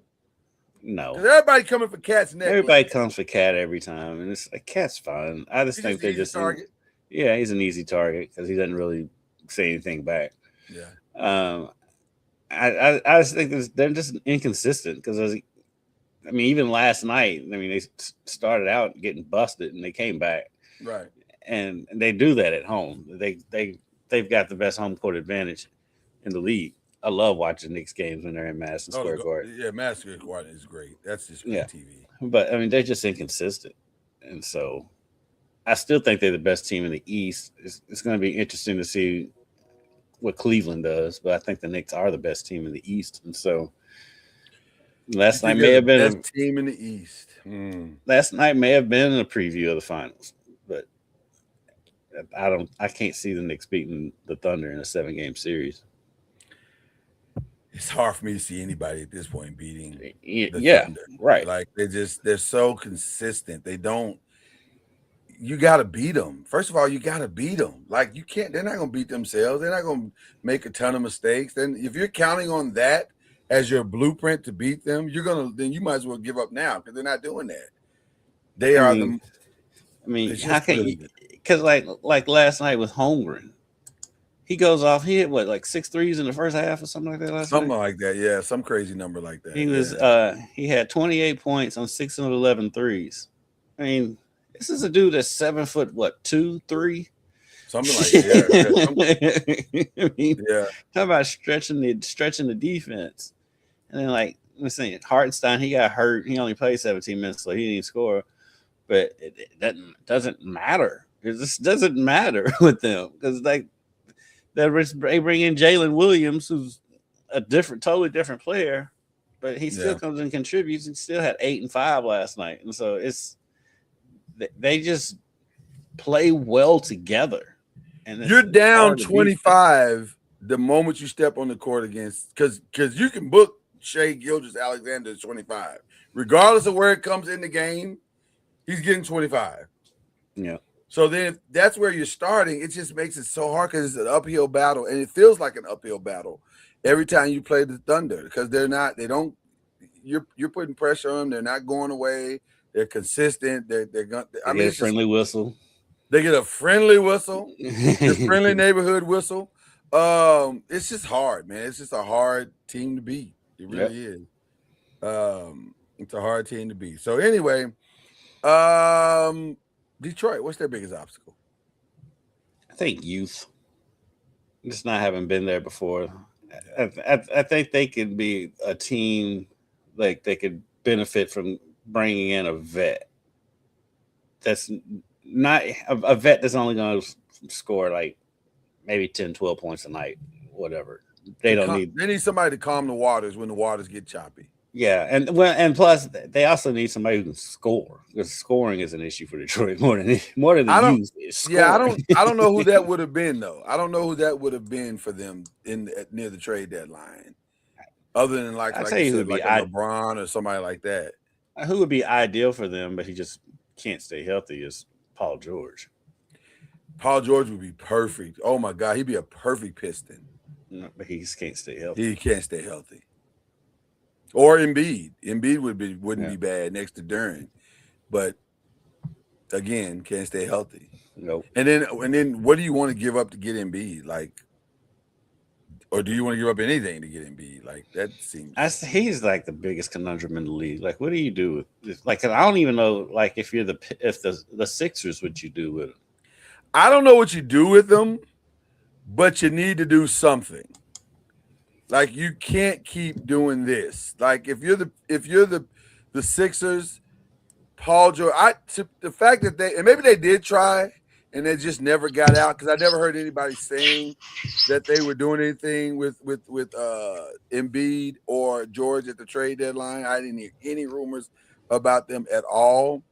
But at the same time, boy, you got to do something. You can't keep going on like this. This is a divorce that has to happen. It's because like the fear is that, and I understand the fear if you're Philadelphia. For one, you built the whole process thing. He's the last ember of that, and so you wasted what 10 years with this, a whole decade of basketball. So it's hard to let it go. And then like when he plays, he's still one of the best players in the league, and so it's hard to letting go, but at the same time, it's like he's the best player in the league that's not playing.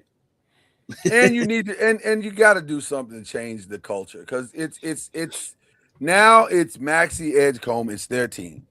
Yeah, I think that's the part that makes it hard because you're like, okay, you put Embiid with those two, a healthy Embiid with those two, you've got something. You've got a legit big three. It looks like.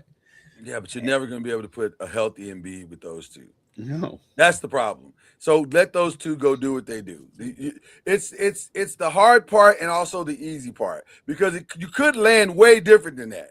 But at least it's a softer landing because you got your backcourt solved. That part's done. Yeah. So now just go move on from the rest of it.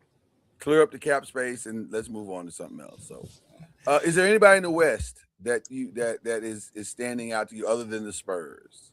And can the Spurs do it? What's their biggest obstacle?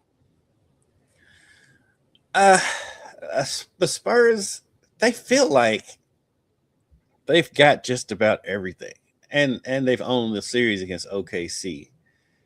I think with the Spurs, we're just waiting to see what happens in the playoffs because it's real, And they're kind of like the Pistons too. We haven't seen them do anything in the playoffs yet because they just now getting there. So maybe their biggest obstacle is pressure. Can they handle the pressure? Yeah, can they handle the pressure? And they may be able to. I mean, Yeah. they've got pieces, and so I hope that we get a Spurs Thunder Western Conference Final, because I think those two are far and away the best teams in the league. I'll tell you this: the one thing I do love is that, going back to our early conversation about guys that want to compete, Wemby seems like he really wants to compete, and Every night. Fox, and those guys want to be out there. I had a very interesting disagreement with my guys on Tuesday about Stephon Castle, and some of the guys are like, "Man, I would have boxed that kid up and sent him with some other picks and this, that, and the other to Milwaukee for Giannis." And I was like, "I wouldn't. I love what Castle's doing. I think he's. I don't think I like Giannis and Wemby together. I think that mucks up the spacing. Yeah.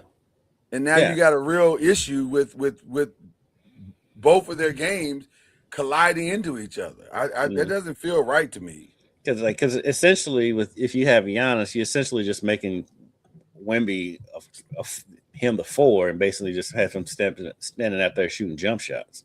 Well, that's what's happening in LA in the Lakers, and it's not working. You got LeBron just standing out there waiting to see what Luka's going to do, and Austin waiting to see what Luka's going to do. That's just a ticking time bomb out there. Yeah, your turn ball. I don't like your turn ball. Like, it needs to still be basketball. Yeah, but if you put Wemby and Giannis together, they're clogging up the middle for each other. Right. So that means Wemby's got to step out and start shooting threes. And while he can shoot threes and he shoots them relatively well, you don't want him shooting like 10 threes a game. No, not at all. I think right now he shoots about 4 or 5, which is a good number. Which is a good number. We talked about this a little bit last week. The top 3 teams. My top 3 is different than the actual top 3. The actual top 3 is the West is Oklahoma City, Spurs, Rockets. My top 3 is Oklahoma City, Spurs, and the Nuggets. Right. And that is the most interesting paper, rock, scissors that we've ever seen in a long time in the NBA, because all 3 of those teams, depending on which one you choose, can beat the other one. And there are matchup problems on however the rock, scissors pans out. The Nuggets, they have to get Aaron Gordon back, though. And he's supposed to be close. Yeah, he's supposed to be close. Yeah. And we're sleeping on Minnesota a little bit. I think Minnesota's still right in that mix. They are. I worry, because Minnesota kind of has the same problem every year, in that when the rubber starts to meet the road, if they don't get the clear path. Like, what is their path in that top 4? What is their path? Is it they need to go, assuming that Oklahoma City is going to be last? Well, we can't assume that. You can assume that. Do they need to be 1-4? Do they need to be top 2 or 3? They need to be in a 2 or 3 somewhere in there. And then if so, who is the team they need to play in that 2 or 3? Well, I feel good for Minnesota against the Rockets right now. Okay, so I'm taking Rockets out. I'm saying if Minnesota is the 4th team, however we're assuming Oklahoma City's number 1. That's what I'm saying. Now 2, 3, 4 could fall any way you want. For Minnesota to get to the Western Conference Finals and beyond, well, not beyond. Let's just say to get to the Western Conference Finals, do they need to be 4? They need to and be take in the 2 Oklahoma 3. out. They need to be in 2-3. Okay. I think so, yeah. With home court, or does it matter? Well, they're not going to get home court against the Thunder. No. I'm not saying that. I'm saying against the Rockets or in that 2 or 3. I don't think they Rockets with the Nuggets. I think against the Nuggets they need home court. I don't think against the Rockets they necessarily need home court. See, I don't have the Nuggets in there. The Rockets in there. You keep putting them in there. I'm taking the Rockets. We're right, but I'm saying, but neither one of us believe that the Rockets should be there. I mean, and by the way, by the end of the season, I'm not 100% sure they will be there. I mean, we got 22 games left. lot can happen in 22 games. A lot, but not a whole lot. Because I mean, because they could flip flop. I don't see the Rockets dropping any further than 5. I don't see them dropping behind the Lakers, and so They're only a game and a half out of 6. I know it, but that's what I'm saying. I don't see them dropping all the way behind the Lakers at 6 though. But the furthest I can see them falling is behind the Nuggets. I can see if Aaron Gordon comes back. If Aaron Gordon comes back, I can see the Rockets coming to 5. Easy. Yeah. That's what I'm saying. I don't have. That's what I'm saying. I don't see them. I just don't see them falling below the Lakers. I think they're gonna stay right in that 3, 4, 5. Well, no, I think the top 6 is gonna be the top 6. If I'm being honest, I don't think anybody in the top 6 is gonna change. This is one of those years where I think the top 6 is probably set, and the bottom 4 are probably set. Other than maybe Golden State, Clippers flip flopping because Steph never returns. And by the way, not even sure I would return Steph at this point. Like what for what? So that you could fight your way out of the play in and get bludgeoned by the Thunder. He'll come back though, because I mean they've been doing that. Yeah, I don't understand it either, but they've been doing that. Well, I wouldn't do it. But that's for the new GM to figure out. See how you slid that in there. I did. I was wondering if you was gonna catch it, and you did catch it. So again, I'm assuming that Minnesota gets in the 4th spot. Because I don't know if Minnesota can beat San Antonio because of the Wemby problem. Because you're playing 4 on 5. Yeah, you're playing 4 on 5. I think they can beat the Spurs because Anthony Edwards is that good. He's that good. He's awfully good. They can't. I would pick the Spurs to win it, but I think Minnesota can win that series. And then I think the X factor really in all of this is Aaron Gordon's health. I think if Aaron Gordon comes back, they're by far the second best team in the. It gets real interesting. Yeah, it gets real interesting if Aaron Gordon comes back. And can regain a measure of himself. Yeah. Because he's such a difficult, especially since once he added the 3-point shot to his game, he became a problem. No, 100%. and especially playing off Jokic. I mean, they've got a chemistry that's among the best chemistries in the league as far as teammates go, playing on the floor together, knowing each other's game. He as crazy as it sounds, he makes Jokic even better, even more dangerous when he's out there. And he also allows Jokic to play even less defense, which is what Jokic wants. That part. Because he's a shot blocker. You don't need Jokic is like, I don't have to play no defense now. When are you coming back? Sir? Appreciate your return. Right. He's just trying to keep him getting illegal defenses called on him. I'm just saying. Okay, let's get into the rest of the stuff before we get out of here because we're at that place now. This tagging, transitional tagging, we're gonna cut you series of free agency is crazy right now. Like you have to have a PhD. Oh my God. NFL contract rules to understand anything that's going on. So your Cowboys restructured. By the way, somebody's trying to say it's gonna be hard for the Cowboys to get under the cap. No, it's not. If you offer they did it easily.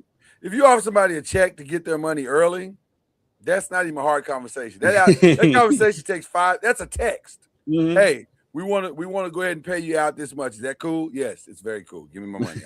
I'll be there Friday to pick it up, like what we're talking about right now. So yeah, so they got way under the cap. What they do with it will be very interesting. It appears all signs are pointing to Max Crosby, a run at Max Crosby, and possibly Marshawn Lattimore, possibly. And Trey Hendrickson too. All 3? You think it's gonna be all 3? Well, those 3 are in the mix. Those 3 are in the mix, right? Any combination of the 2. Or which one would you rather? Which one would you prefer? I think Crosby. Okay. Because he's just a disruptor. He just disrupted. Trey Hendrickson's really good. Don't get me wrong, but Max Crosby is he's just a freak. in every positive way of that term, because he can wreck everything. He just wrecks everything. Because as bad as the Raiders are, he still is incredible to watch.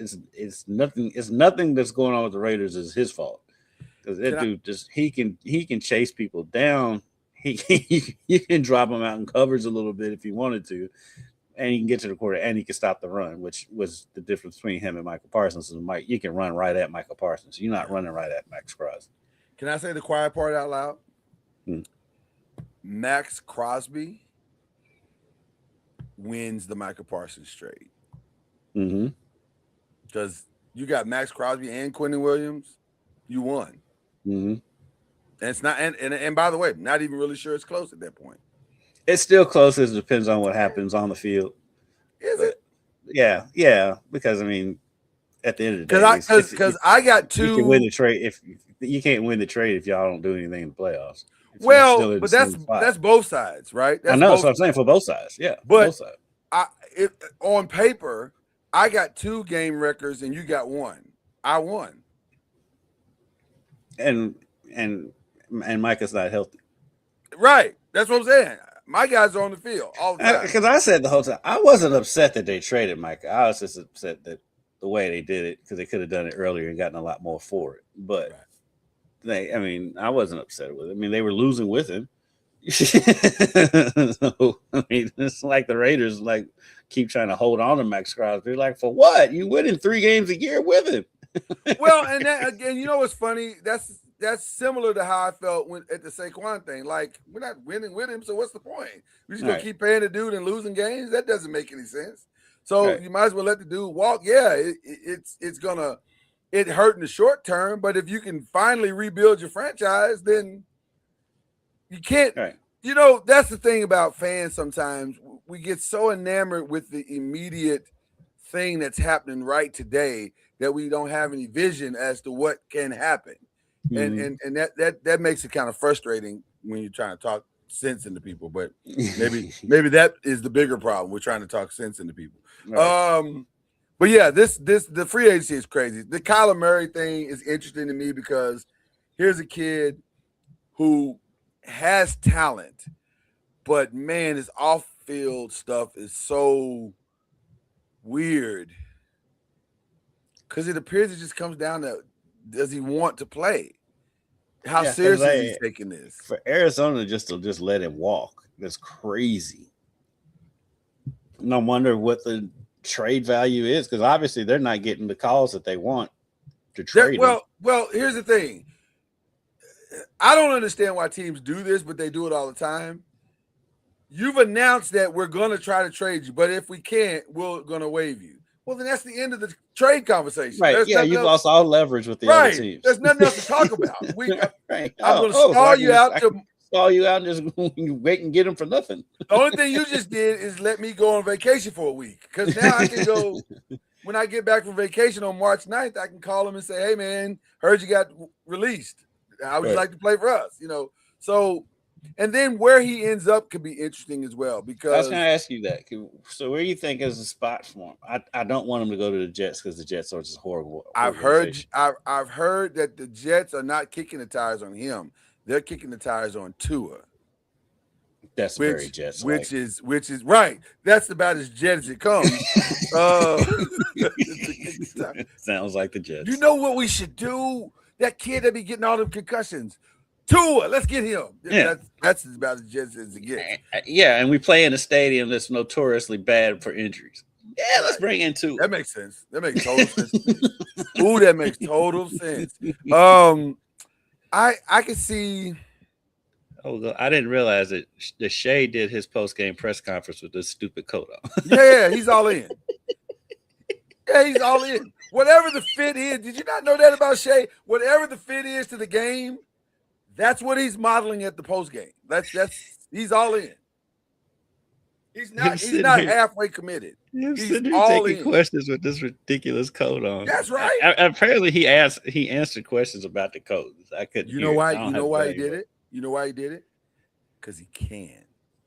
And he's giving the clothing designer that gave it to him their time and shine. Because he time to just shine. dropped 26, and his team is leading the entire NBA.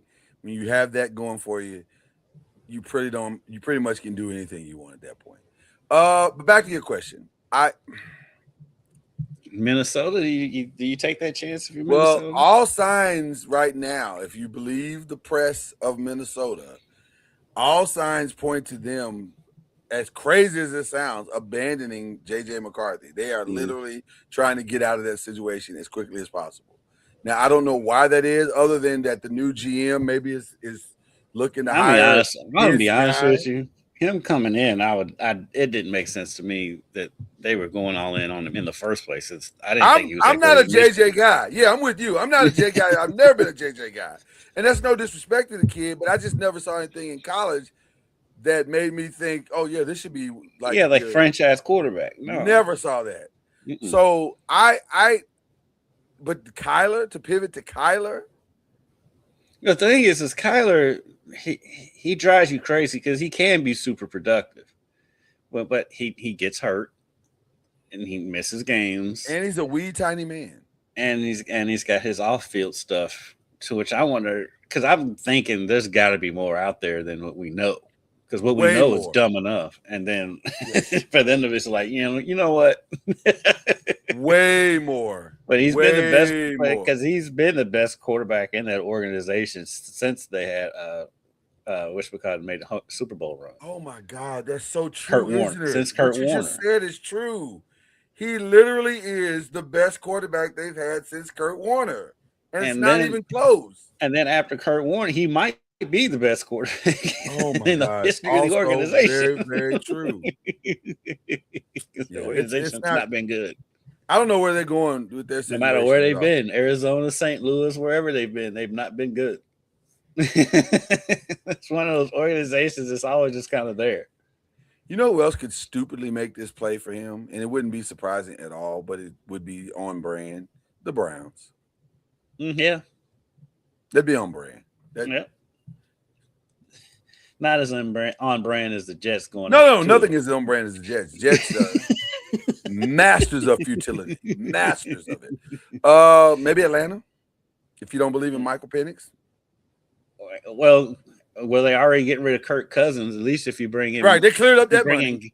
You bring in Kyler Murray, you do at least don't have to change your system totally when Penix eventually gets hurt. If you're Minnesota, does it make more sense to bring in Kirk or more sense to bring in Kyler?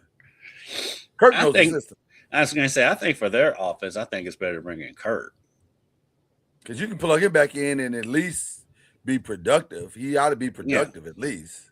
I think Minnesota. I think Kirk Cousins is the perfect fit to go back. Although I'm gonna be honest with you, I am baffled why he couldn't make that work in Atlanta.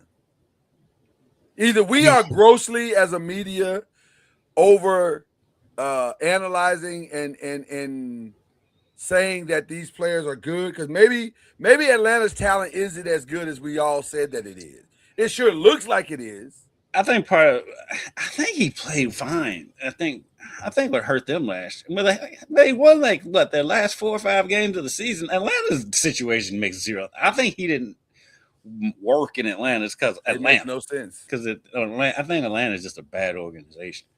But because I think he'll be fine in Minnesota. And I think he was fine in Atlanta, to be honest with you. By the way, in the most dramatic pivot that we've ever had on the show, shout out to the Hawks for sponsoring, wait for it, Magic City Night for the Hawks games. Did you see that? The kid from the Spurs. Horford came out and said something too. Did an op-ed on it. Yeah. Magic City Night is bizarre. It is quite bizarre. But though it's so Atlanta though. Oh my God. Where does Magic City Night start at? Like, what does everybody get, like lemon pepper wings? Is that where we started? Like, that's part of it. That's part of the promotion is the lemon pepper wings. So maybe that's all we're talking about. Just say that. Don't call it Magic City Night. But what the thing is crazy about it is there might be more popular, at least in Atlanta, they definitely are. They're more popular for their food than what they actually are. Apparently their food, I've never been. I don't know if that's true. The lemon pepper wings are very popular. Yes. But also,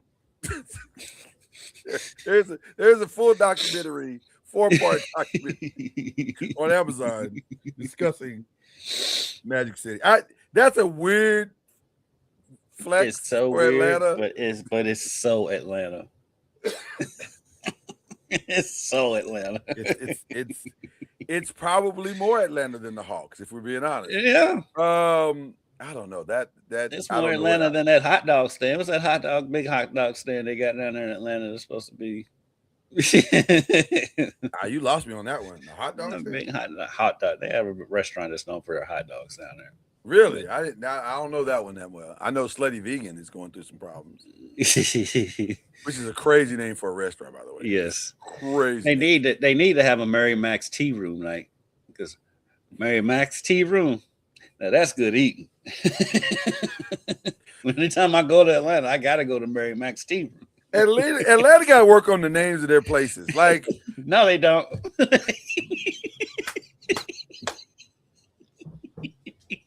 It's Atlanta.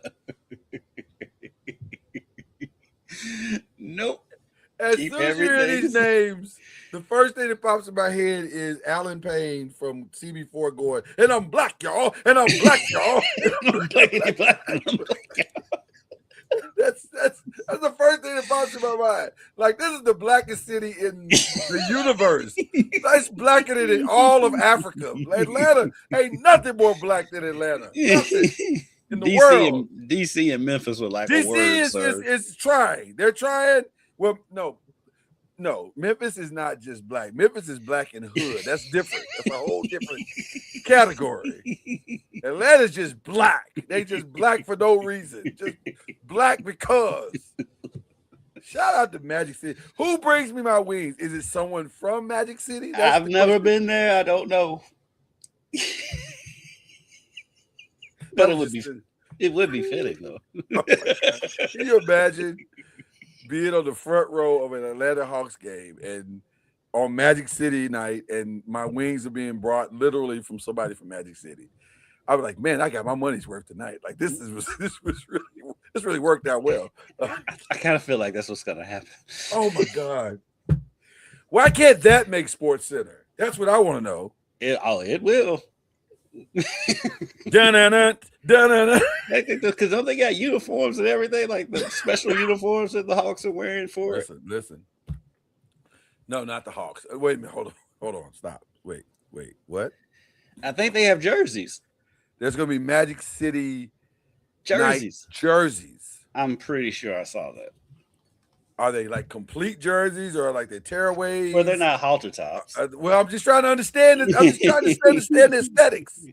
Like, what are we doing here? I want to know what we're doing. Okay. Magic City night jerseys. Is there a poll that I'm not going to do that. That joke was right there. Leave the poll out of it. I'm just saying, are we going to make this authentic or not? What are we doing? Like, what is the halftime show? Is this going to be like advertising, or what are we talking about? Like, ooh, you know what the perfect halftime show is while you're looking it up? Girls from Magic City night eating lemon pepper wings in a contest. Ooh. That probably happens in Magic City anyway. There is a jersey, but I don't know if it's real, that says Magic City on the front. You can order it and get your name put on it. So don't you do that, Lloyd? I'm with it. How about that for an anniversary present? Well, listen, my family has bought me gifts. One of those gifts could very well be a Magic City jersey. I don't know. I didn't make any requests, so I don't know. I don't know how far my wife's mind stretched to these gifts. I don't know. So I'll let you know. I'll keep you and the listening audience abreast. If we're being honest, I'm kind of wearing the subsidiary of a Magic City t-shirt. And now we've come full circle. We have come all the way around. Toy Tiger wasn't known for his lemon pepper wings. They didn't have it. I don't even remember the good food that Toy Tiger. I don't think they had food. It's probably a good idea that they didn't. I've never eaten Toy Tiger. I don't think they had food. I don't think they did. No, it's probably a good idea. No, they didn't need to serve anything. No, Like, no. not in that environment. That's. I'm not hungry at that particular time. That's not. It's not what I'm. I didn't come to eat. There was a reason why that Pause. Krispy Kreme down the street thrived. Now, that Krispy Kreme afterwards. That's a good time. One direction's Krispy Kreme, the other direction's White Castle. Listen, it's a good time either way. It's a good time either way at that particular time. But eating in the facility, no, absolutely not. No. Okay, we got to move on. I just watched the Wu-Tang thing. The Wu-Tang. show? Yeah, I didn't The see Hulu it. show? Yeah, I didn't watch it. Oh yeah, it's good. It's fantastic. I wish they kept it going, but yeah, it was good. Even only thing was just the dude that played RZA looked nothing like RZA. But other than that, I didn't think he sounded like RZA either. No, like I think in that situation, I think they just went with the best actor and just like suspended reality as far as what they look like and sound like. But like he was good. I mean, he was good. He just Dave East was good as Method Man though. He was fantastic. Oh, he was fantastic as Method Man. He was also was crazy because like everybody looked like who they were playing except RZA. Who was on the screen 70% of the time. Like the guy playing his brother looks exactly like his brother. Spot on. Nailed that. I enjoyed it. It was a good time. ODB looked like ODB. I mean, like, yeah, it was nice. Were you as shocked as I was to see how, I don't have a better word than this, gangster some of the Wu-Tang is? Like, I was shocked that Raekwon's gangster. No, just considering where they came from. Well, but like Raekwon opens the entire series, and this is not a spoiler, in a drive-by situation. Like that's, right. I was like, wait, what? Raekwon did that? Like really? that didn't really surprise me. It kind of surprised me. I was shocked. There were things about Wu-Tang I did not know. I knew some of that information, some of it I didn't.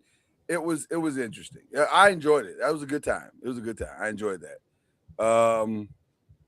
What else did I watch?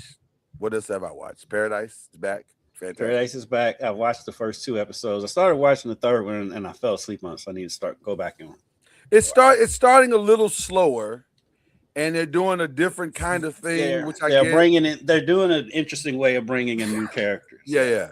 So it's interesting. I like it. But it's good. It's Paradise, so I'm not going to complain. And then I've also watched Bridgerton. See, I watched the first season of Bridgerton and didn't come back. Well, I have a wife that right. These are phenomenal points for me. So I'm going to watch Bridgerton, and I like it. I actually like Bridgerton. So although the one of the main characters this year, when you look at her Instagram, she's way more hood than I thought she would be. Like, I was like, twerking? Really? You? Didn't see that coming. So I didn't see it coming. If you and I'll show you the picture when we get off the air. But if you're familiar with Bridgerton, it's like kind of catches you off guard. You're just not really prepared for that. It's quite something. It's quite something. And then the last thing I've watched, the Traitors finale was outstanding. I can't wait for Kendrick to get caught up with the Traitors finale because this season was fantastic. Oh my God, it was so good. So very, very good. From start to finish. So I'm extremely pleased at what I witnessed throughout all of this weekend. And today, being that this is my day of birth, I am going to thoroughly enjoy myself. I'm going to I don't know what I'm going. You know what? I say I'm going to do whatever, but I don't really know. That my kids and my wife have taken all of the planning away from me. I have no idea what's going to happen. Works that way. Yeah, I have no idea what's going to happen today. I'm up, I'm ready, and that's the extent of my preparation. Like that's how it's supposed to be. It's your birthday. Yeah, the Traitors finale was phenomenal. Oh my God, it's so good. I almost want you first to season. We're in the second season. You're in the second season. Okay. Well, just go ahead and watch them in order then. You're already there, so just go ahead and watch it. But this fourth season was phenomenal. I've heard it was phenomenal. As good as the first season, if not better in some ways. Of course, our show came back. You and I were texting during it while as if we Oh, were watching the game. hey, TOC come on Tournament of now. Champions. Come on now. Came out the gate on fire. Like, Yeah. man, the Yeah. first, the number one seed, and then to see him go down, I was like, whoa. Mm-hmm. Over something so like, I oh know. my God. Listen, talk about a confidence booster. You're the AC and you lose to that guy. Oh, you beat that guy? Oh, you beat that, right. You win to that. You beat that guy. That's kind of a confidence booster right there. Yeah. Yeah. Now she'll probably go out in the second round, but still, at least you came out the gate. Yeah, Well. you can. And I can't wait to see who's the number one seed this week. I think you are correct. I think Guy Fieri's got to be one of them. No, you mean not Guy Fieri. Not Guy Fieri. Bobby Flay. Bobby Flay's got to be one of them. That would be so dope if Bobby Flay would get in the ring with some of these guys. I mean, he already does his show, beat Bobby Flay. So I mean, it's not that big of a stretch. It's not that big of a stretch to get him in, but boy, it is hard to beat him. He's so prepared. And by the way, to me, Bobby Flay would be the number one seed of number one seeds because he's not an easy win. Like if you beat Bobby Flay, you have done something because he is so good. Bobby Flay could have never heard of your dish and outcook you. Yeah, and outcook you cooking your own dish. He's so good at this type of thing. Like I don't know how he got so good at it. He can get got though because like he gets beat on his show. Well, his ironically his Achilles are anything pastry. He's not the greatest baker. And vegan food, 6'7", right? Yeah. And Middle Eastern food trips him up too. Middle Eastern food is not one of his strong points either, but everything else. Yeah. Anything in the Western Hemisphere is a wrap. Everybody that comes on there with a burger, I'm like, Italian. You don't want to win. Anything Italian, he's going to win. Yeah, you don't want to win. You've decided you don't want to win. Mexican, Italian, burgers, anything meat based. Some South American food trips him up too. I have noticed that he does. Sometimes there's South American food that he may not have heard of, and it trips him up. It's right.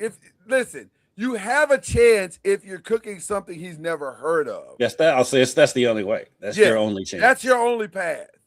It's that or something baked. If you put him in the realm of dessert, then you might have a shot.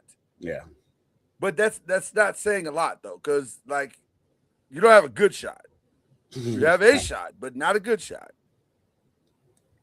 My favorite win of Bobby Flay's, by the way, of all time, there was this sister from Atlanta, ironically.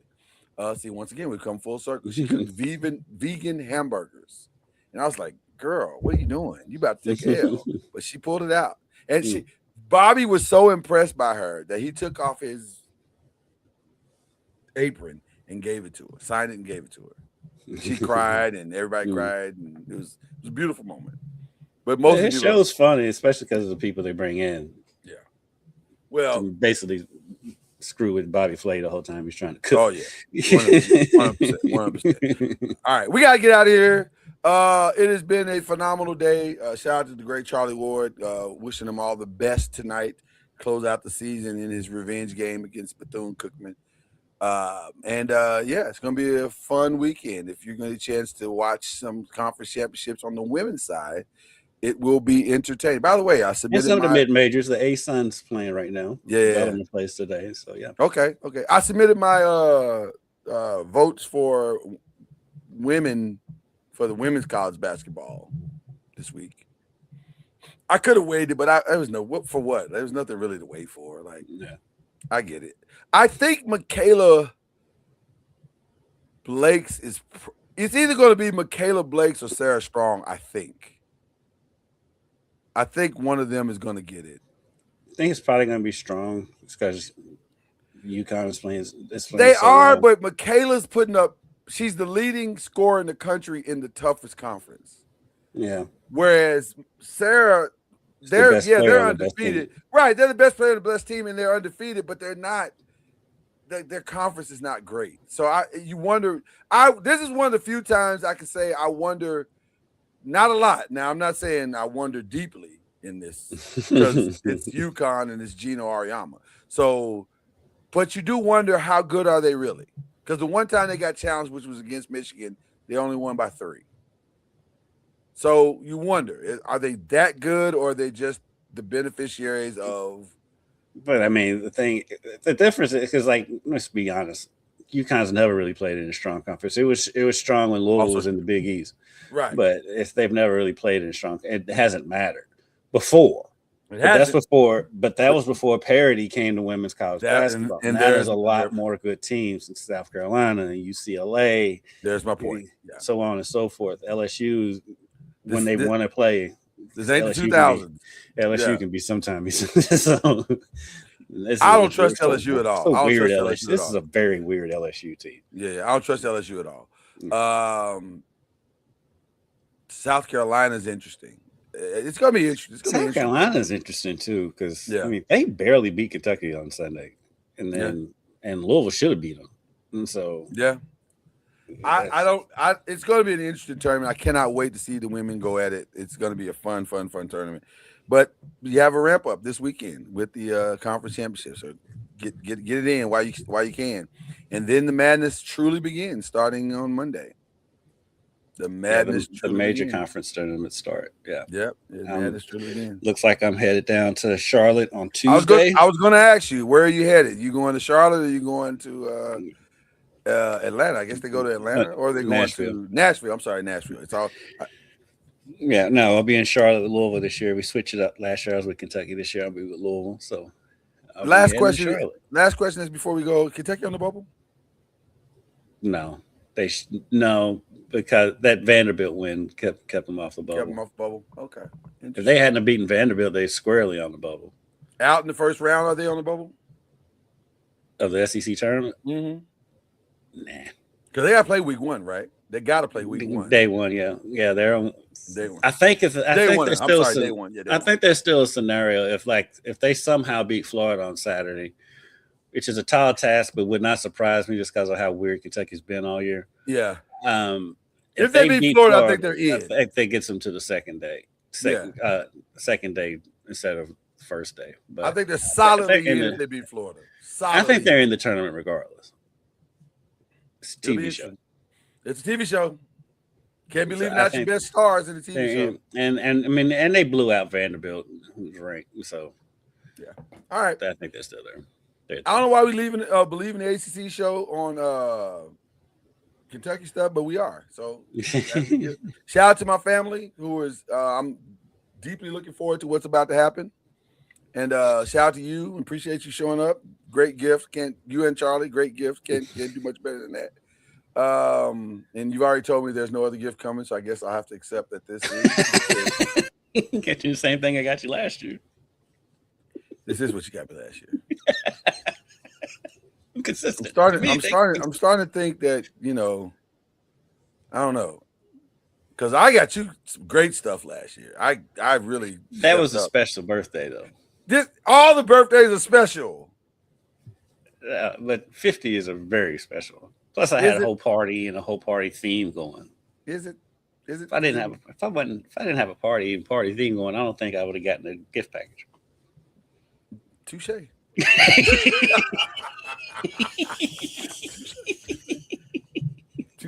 Touche. God bless each other. You got to shout out. Anybody you shouting out before we go?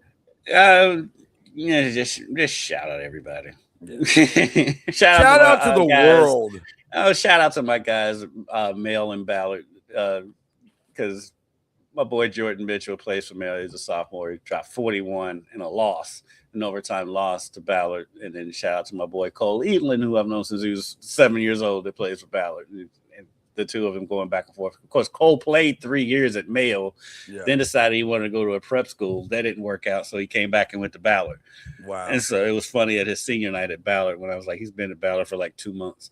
But shout out to my guys out there, and shout out to all the high schools and heading into their playoff time. Because it's playoff time across the country. Yeah, man.